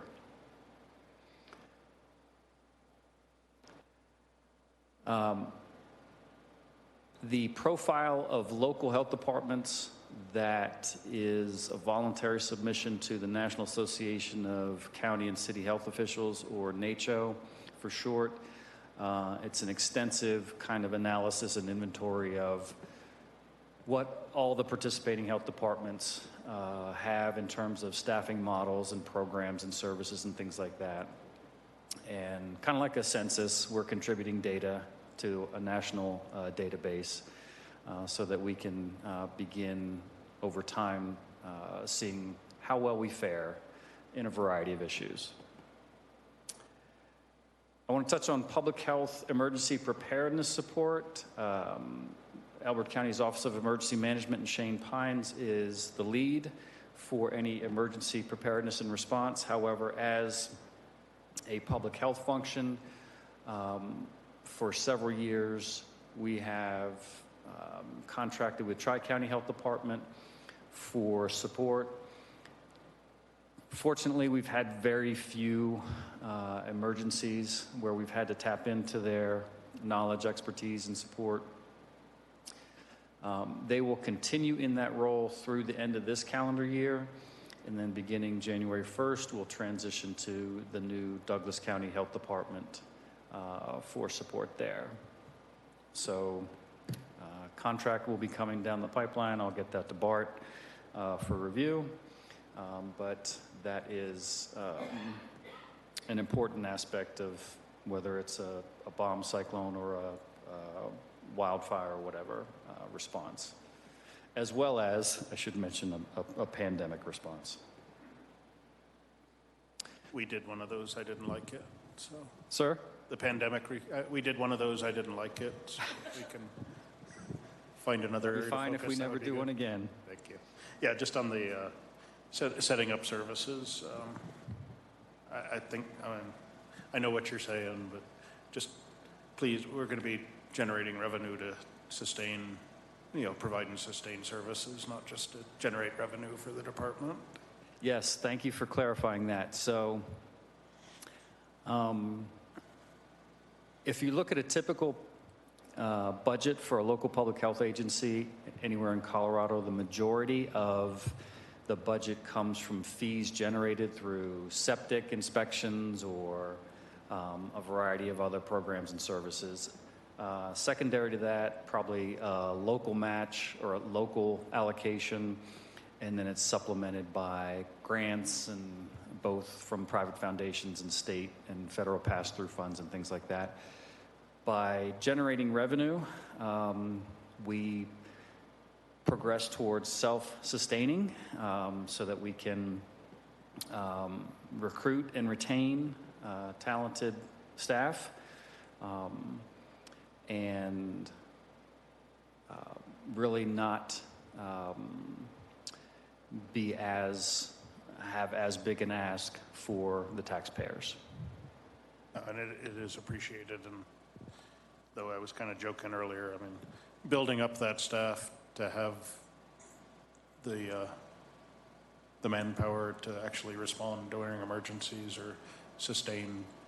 I mean, when it was a 1 and 2 person show, sustaining that effort when we were just meeting 7 days a week, I know was taxing, and I do appreciate everything that you and others did through that period. So thank you. Thanks. Thank you. So along those lines, we are currently recruiting and interviewing for an epidemiologist. That role will provide case investigation, follow-up of everything from foodborne, waterborne, animal incidents, vaccine preventable diseases, and so on. We have more than 2.5 years worth of COVID data that we've just been kind of warehousing in spreadsheets that needs to be analyzed. This role will support a variety of not only public health, but as this person is kind of, or this role will be kind of a classically trained data scientist, where there's opportunity to look at other data from other county departments and either cross-tabulate data, or let's say the building department or whomever, Road and Bridge, wanted an analysis of something. Certainly that is the kind of skill set that that person would bring to the entire county and not just solely for public health. And is this still envisioned to be supporting other public health, smaller health departments in the area? Yes, so we'll offer it. Haven't had a whole lot yet, and I think people are waiting for us to actually get someone on board. Haven't had a whole lot of feedback in terms of yes, absolutely, with the exception of maybe one county, but it would be Lincoln, Kit Carson, and Cheyenne. understanding, given their population and their proportionally smaller need for data analysis and epidemiology, that I don't anticipate that will be much of a time commitment.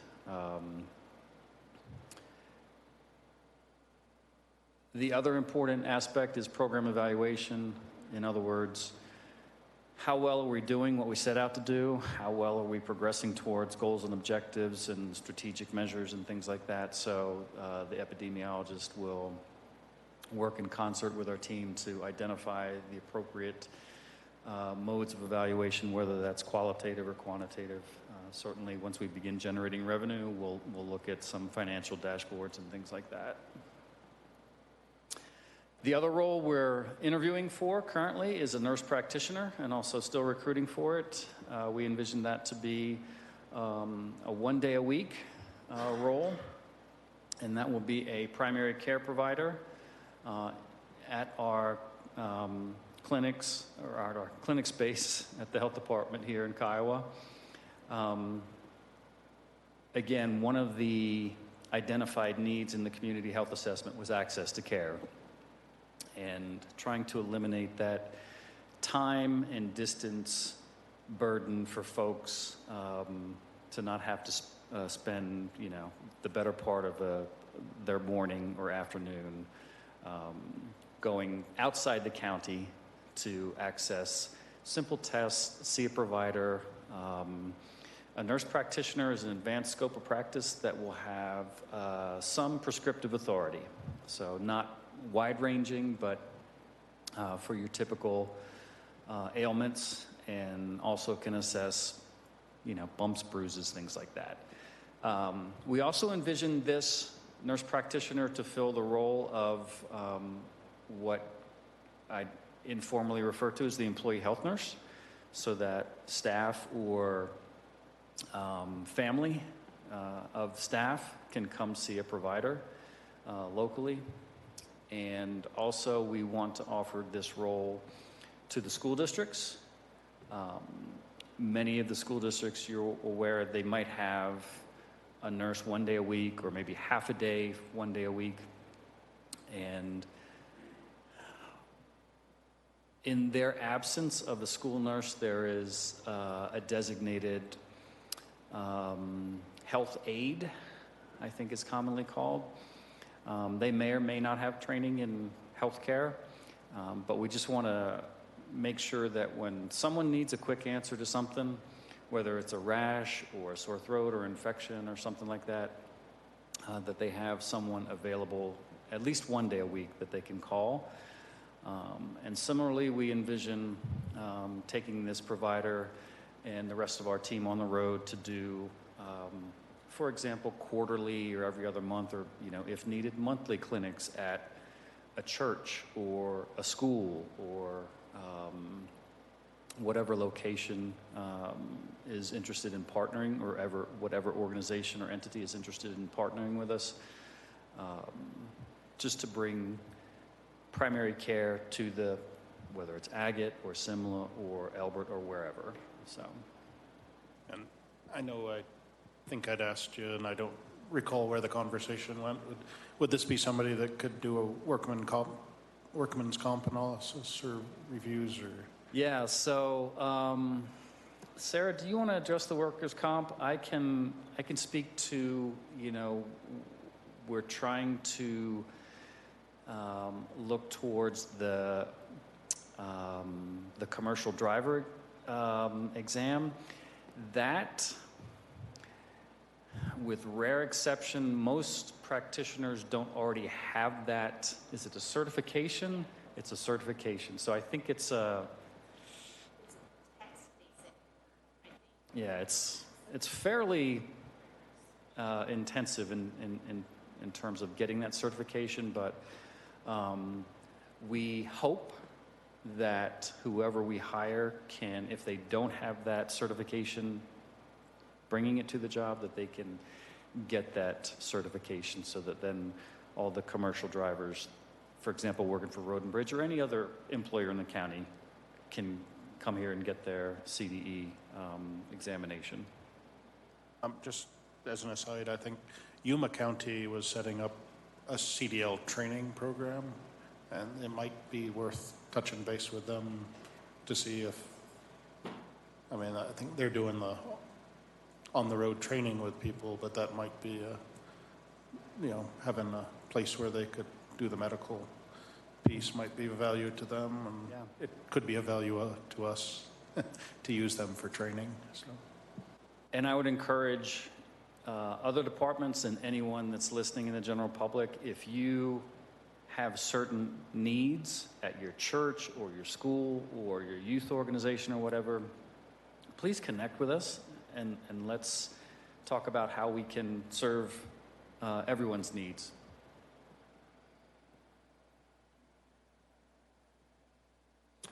Okay, just by way of program updates, again, our goal is to prevent disease, promote health, prolong not only life but quality of life for the entire county. Y'all are aware that Elbert County is generally a very healthy population, but certainly there are pockets of the population that have suboptimal health.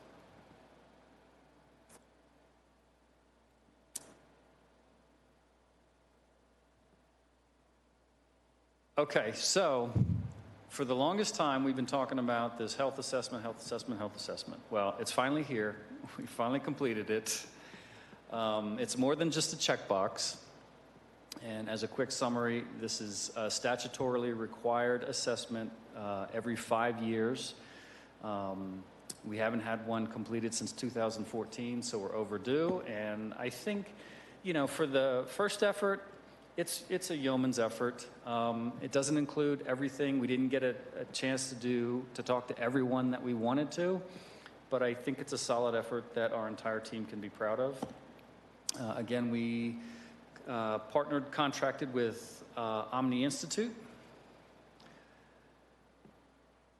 I won't belabor the process that we went through, but generally it was probably our first meeting was in late January. And then we probably wrapped it up with this final document probably 2 to 3 weeks ago. By the way, part of this assessment and part of the requirement is to post this publicly. So after I asked the board to accept this document, and hopefully y'all accept it, we will post on the Public Health County web page for public dissemination.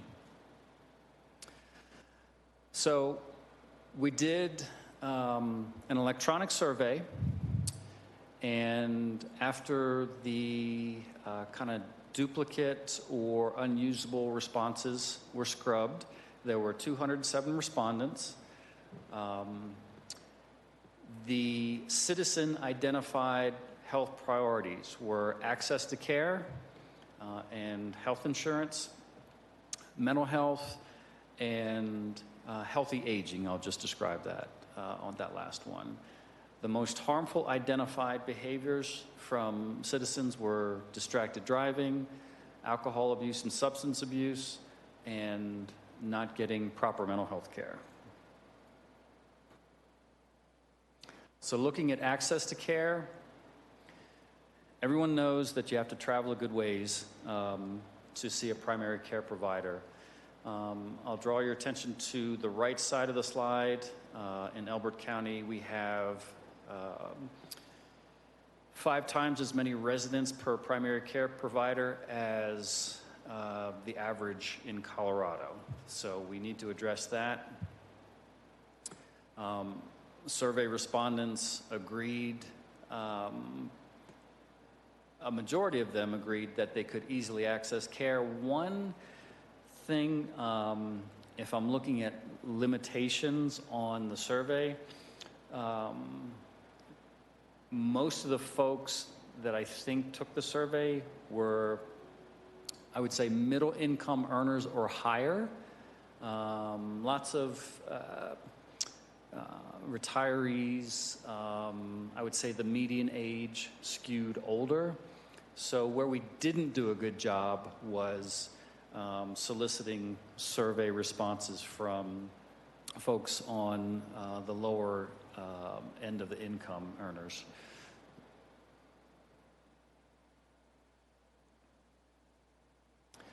Everyone agrees that we need more providers. That's what that lower left half pinwheel is stating.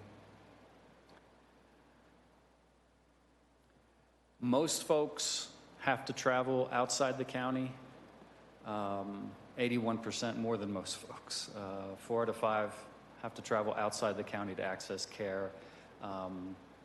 Certainly, this information eventually, whether it's, in the next 5, 10 years or whatever, we'll see a healthcare provider, a health system do something, build something in the county. In the meantime, we need to address the gap. And certainly these findings can be used by Office of Economic Development in those conversations with not only healthcare systems, but other smaller primary practice providers.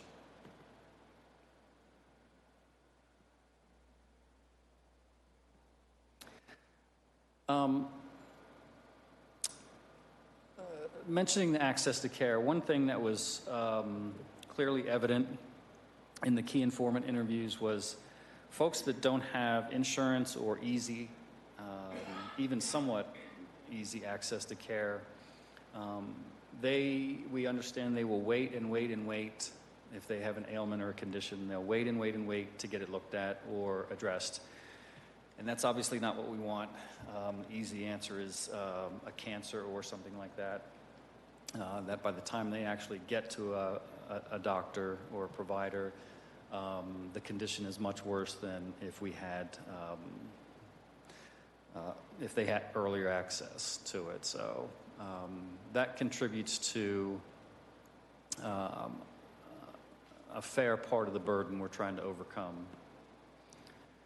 Again, majority respondents, again, having some type of insurance, they were able to get prescriptions that they needed.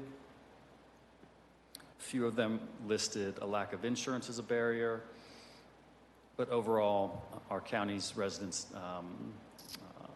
do have a high rate of insurance. Surprisingly, and again, I think this is a factor of maybe not talking to the right people, transportation wasn't really rising to the top in terms of a barrier, but we know that is a barrier. So,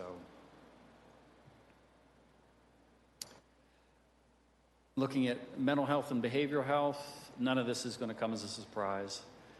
Again, we have fewer behavioral health care providers in Elbert County than you would typically see from a statewide perspective. And folks identified behavioral health care providers as being very important to the wellness and health of the community. We have had recent uptick in deaths by suicide. Recently, our rate is more than twice that of the statewide rate. Particularly of particular importance is addressing prevention of death by suicide among the 35 to 54-year-old population, the majority of whom the recent deaths by suicide were men, the vast majority. There might have been 1, maybe 2 females in the last couple years.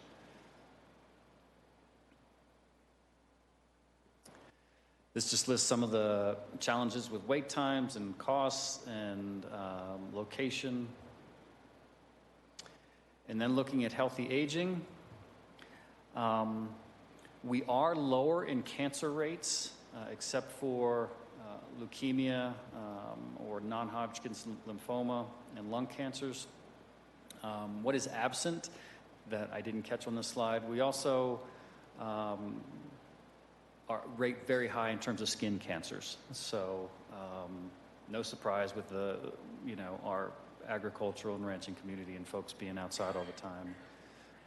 And we are working to see how we can get the skin cancer bus out here to do some examinations at some point in the coming months.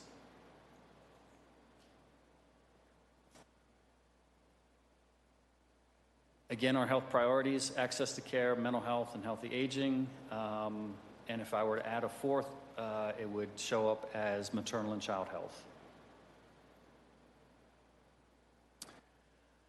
Questions about the community health assessment? I think y'all have a printed copy in your meeting packet. I also will point your attention to Appendix A, where we looked at 4 years' worth of data from the Colorado Hospital Association for every Elbert County resident that was seen in an inpatient or outpatient setting, and it's stratified by most common service that they were there for, second most common, and so on, and by gender, age group, and race.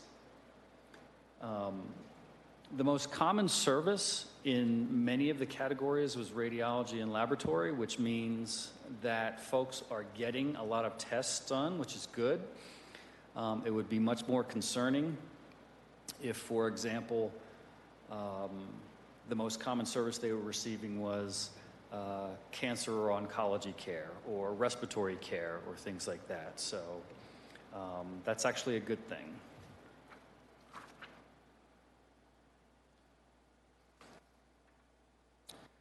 This is also broken out by zip code.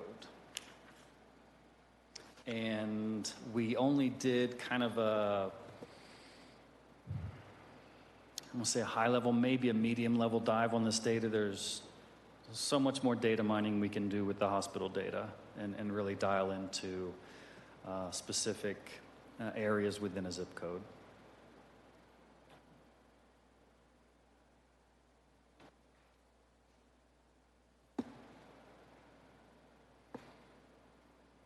All right, hearing no questions, I'm going to move on to communicable diseases. Sarah has recently completed case management for 2 individuals that had latent tuberculosis. Monkeypox has been in the news a lot lately, but we do not have any known identified cases. We continue to monitor that situation. We are, actually I should say the state is experiencing an increase in cases of parechovirus.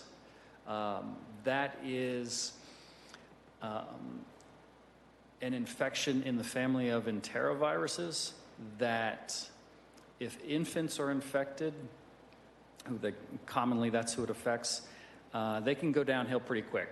So my message to parents and caregivers is certainly if you feel like your infant is not well, get them to a provider. If they're still feeling not well after seeing a provider, trust your gut and get them to the emergency department. It can be fatal in somewhat rare cases, but it is a very common infant infection that can be symptomatic, it can be asymptomatic. I'm not sure if they get it through other sources, but if you could just touch base with the sheriff, if there are signs or symptoms, monkeypox, I know there's been at least one case in El Paso, and probably our deputies are most apt to, they deal with interesting people that pass through the county, so. Very good point. I'm going to ask Sarah to do that since she handles all the stuff over at the Justice Center. Thank you. Quick update on COVID. I don't think I have there it is, the trend line.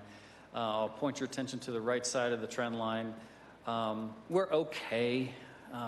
It is still circulating. It still will be circulating for some time. I anticipate that once school gets back in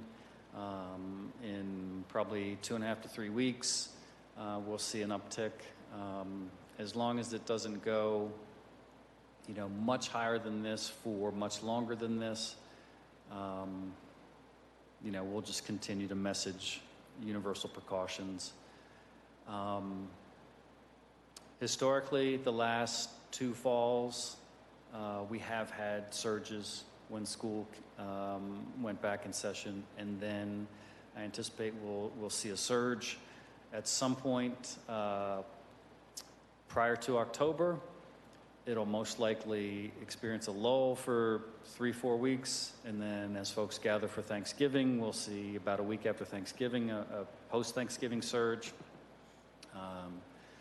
and then we'll see another surge after Christmas and New Year's. So hopefully those surges are small. The takeaway here is if you're over 50 and you haven't been boosted, please get a booster shot. That is primarily or predominantly who infections and the BA4 and BA5 subvariants are infecting at this point.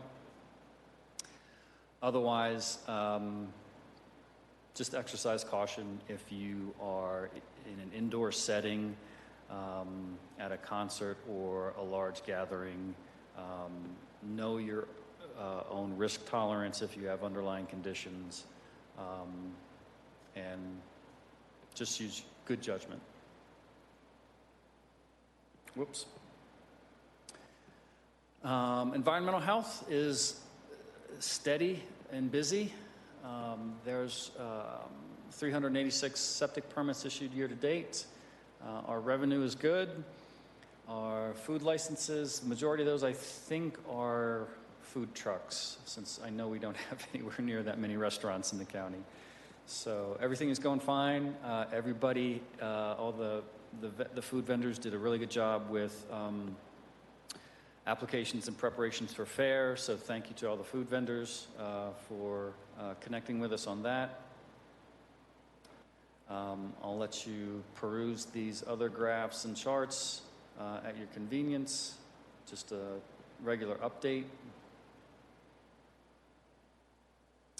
Vital Records, very proud to say, and I want to recognize Sarah, Lisa, and Marissa, our Vital Records technicians who have been through extensive training. And the Vital Records, there's always some quirky application or situation every month or two that really necessitates thinking through and seeing how we can or sometimes I guess whether or not we can issue the certificate. So this is a very tightly controlled, it's a legal document. Obviously, birth certificates are vitally important for a variety of things. So we are halfway through the year, on pace to exceed service for our most recent high year in 2019. So great job to the Vital Records team. And all their papers, the security paper that the records are printed on, have to be tracked and data submitted. And we have not had, we've been audited, we get audited quarterly, maybe, by the state Vital Records office, and they're doing perfect. So there's no missing security paper, which is very expensive paper.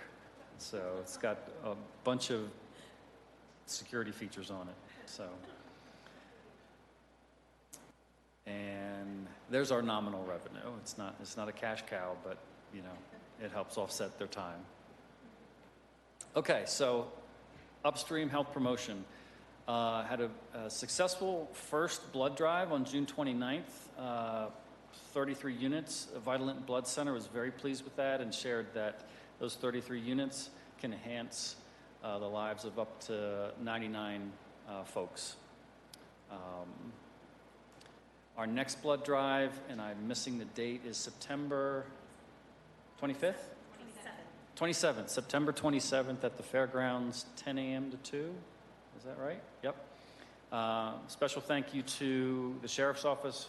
Several deputies came over and donated blood, including a couple folks. They're called... Victim assistant. Okay, I was thinking the super donors. Is that what they're called? Oh, they donate more than one unit. Power Red. Power Red, they call it. So they donated multiple units. So that's why, for 26 donors, so I think 6 people donated multiple units. And I know we also had some folks from Human Services come over as well. Looking at Narcan, which is a reversal agent for opioid overdoses. The sad reality is that opioids are omnipresent in every community across the country. As a protective factor, we want to make sure if schools are interested in having that on site, that we connect them with the product and also can offer training for that. And I know we've had a couple districts express interest in that. So ideally, there's a couple doses of Narcan in every school building. And it's not just school kids. It could be, you know, an after-hours activity, someone from the general public that's at a ball game or something like that. So, 9 Health Fair 365. So that was one of the common points of feedback in our key informant interviews, that folks wanted 9 Health Fair. I think this predates all of our time on our team here, but 9 Health used to come out, and for a lot of folks, that was their annual check-in with a provider to get testing done, whether it's cholesterol or other tests. So we're going to have 9 Health Fair come out on October 8th. That's a Saturday. There are a variety of optional free screenings, including opportunities to ask a pharmacist, blood pressure, body fat, breast exam, diabetes risk assessment, foot exam, hand exam, hearing exam, height, weight, and BMI, lung function, memory function, metabolic panel, oral health, and just a variety of other things. Not only for adults, but also kids can come as well. And we'd certainly encourage everyone to come out and take advantage of this opportunity. Oh yes, thank you. We are looking for volunteers. We need volunteers to staff stations and sign people in and things like that. So if you are interested in volunteering, please connect with us at the health department. When they were doing these in the past, I know the American Legion post in Elizabeth was very much involved. So good to know. Thank you. We're continuing to distribute condoms at the health department, as well as tampons and feminine hygiene products. Again, folks can come in and go in the restroom and take what they want. We're going to offer those same resources to the school districts if they are interested in having them on site, however they want to distribute them. In a couple weeks, we have a planning meeting with our fellow East Central Colorado health departments in Lincoln, Kit Carson, and Cheyenne on planning for the 2023 Healthy Kids Survey. That is a statewide survey where kids are asked a variety of questions about their health. It is a every other year survey. In 2021, there weren't any school districts in the county that participated, so therefore we don't have any data on kids' health behaviors. I know we've had a couple districts express interest in participating in it next year. I think it's just a case of districts not being completely aware that this survey is available, that it's not burdensome, understanding that schools and districts have, you know, 1,000,001 things that they're trying to navigate in any given academic year. But we're going to try to make it as easy and painless as possible for them to participate. We're participating in, again, same group of 4 counties, the Eastern Colorado Regional Cancer Network meetings. They're really just getting underway. We've shared our cancer and oncology data from the Hospital Association, and hopefully the others will be able to tap into that as well so that we can identify priority needs. Generally speaking, in any community, the leading cancer concerns are going to be breast cancer, prostate cancer, colorectal cancer, and skin cancer. We're doing some preliminary work on a mental health promotion initiative that hopefully the next quarter that we meet, we'll be able to share a lot more on that.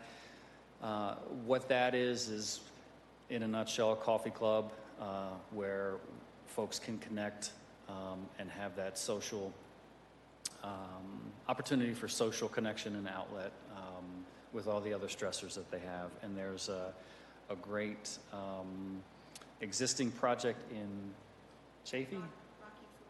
In Rocky Ford, which is Los Animas. What county is that?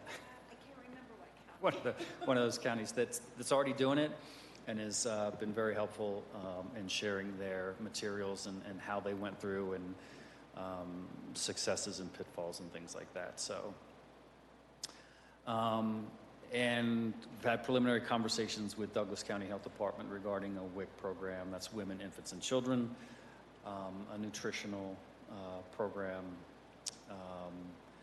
Hopefully we don't have to piggyback on them for very long. Once we, my goal is once we generate some revenue and land some grants, and we can hire a registered dietitian to do those nutritional assessments locally, so folks can just come to Kiowa, or again, that's a program where we would meet people where they are.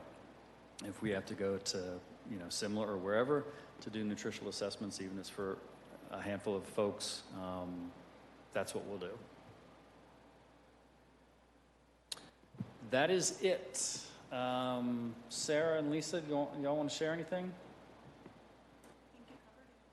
Okay. I want to recognize the entire team: Stacy Reinhardt, Environmental Health; Sarah in Nursing; Lisa in Health Education; Marissa up front, who also does Vital Records; and Catherine Reiber, our case investigator and contact tracer. Okay, thanks. Before we close out completely, just wanted to come back to the community health assessment for a moment. And one, thank you for, I know it's been started but not completed at least twice since Grant and I came into office because of personnel changes and then other events. But it's good to have it done. I'm really glad to see that you recognize where we may be lacking in data, because those are probably the folks that may need the most support, so keeping to look into that. But I know we probably need to formally accept the report. Yes, thank you, and I totally forgot that. So I respectfully request that the board accept this assessment for submission to CDPHE, so we can move on to the next community health improvement plan. Alrighty. So I'd accept a motion that we accept the community health assessment dated June 20. I'll make a motion, we accept the community health assessment plan. Second. So we have a motion and a second to accept the community health assessment. All in favor, please say aye. Aye. Aye. Motion carries. Thanks. And then just to wrap that up, this was part one, the assessment. Part two is, okay, this is what you found, what are you going to do about it? And I tried to talk about that through the presentation. So with regard to provision of primary care, clinical care, and health promotion. So that, maybe with a little bit of luck, we'll get that by December to you. So thank you. No, I appreciate it. And to you and your whole team. I mean, public health, when we got here, really was environmental health and licensing, food licensing, and periodically somebody that would make a stab at building capability. And it's good to see that actually come into fruition, so thank you. So, not seeing anything else, we're in recess until 1 a.m. and we'll reconvene here for land use. I'll close the public health, make a motion to close the public health meeting. Second. We have a motion and a second to close public health. Aye. Aye. All in favor? Hey. Okay, we've closed and we're in recess. And I've got 3 months to figure out how to do this right. Thanks.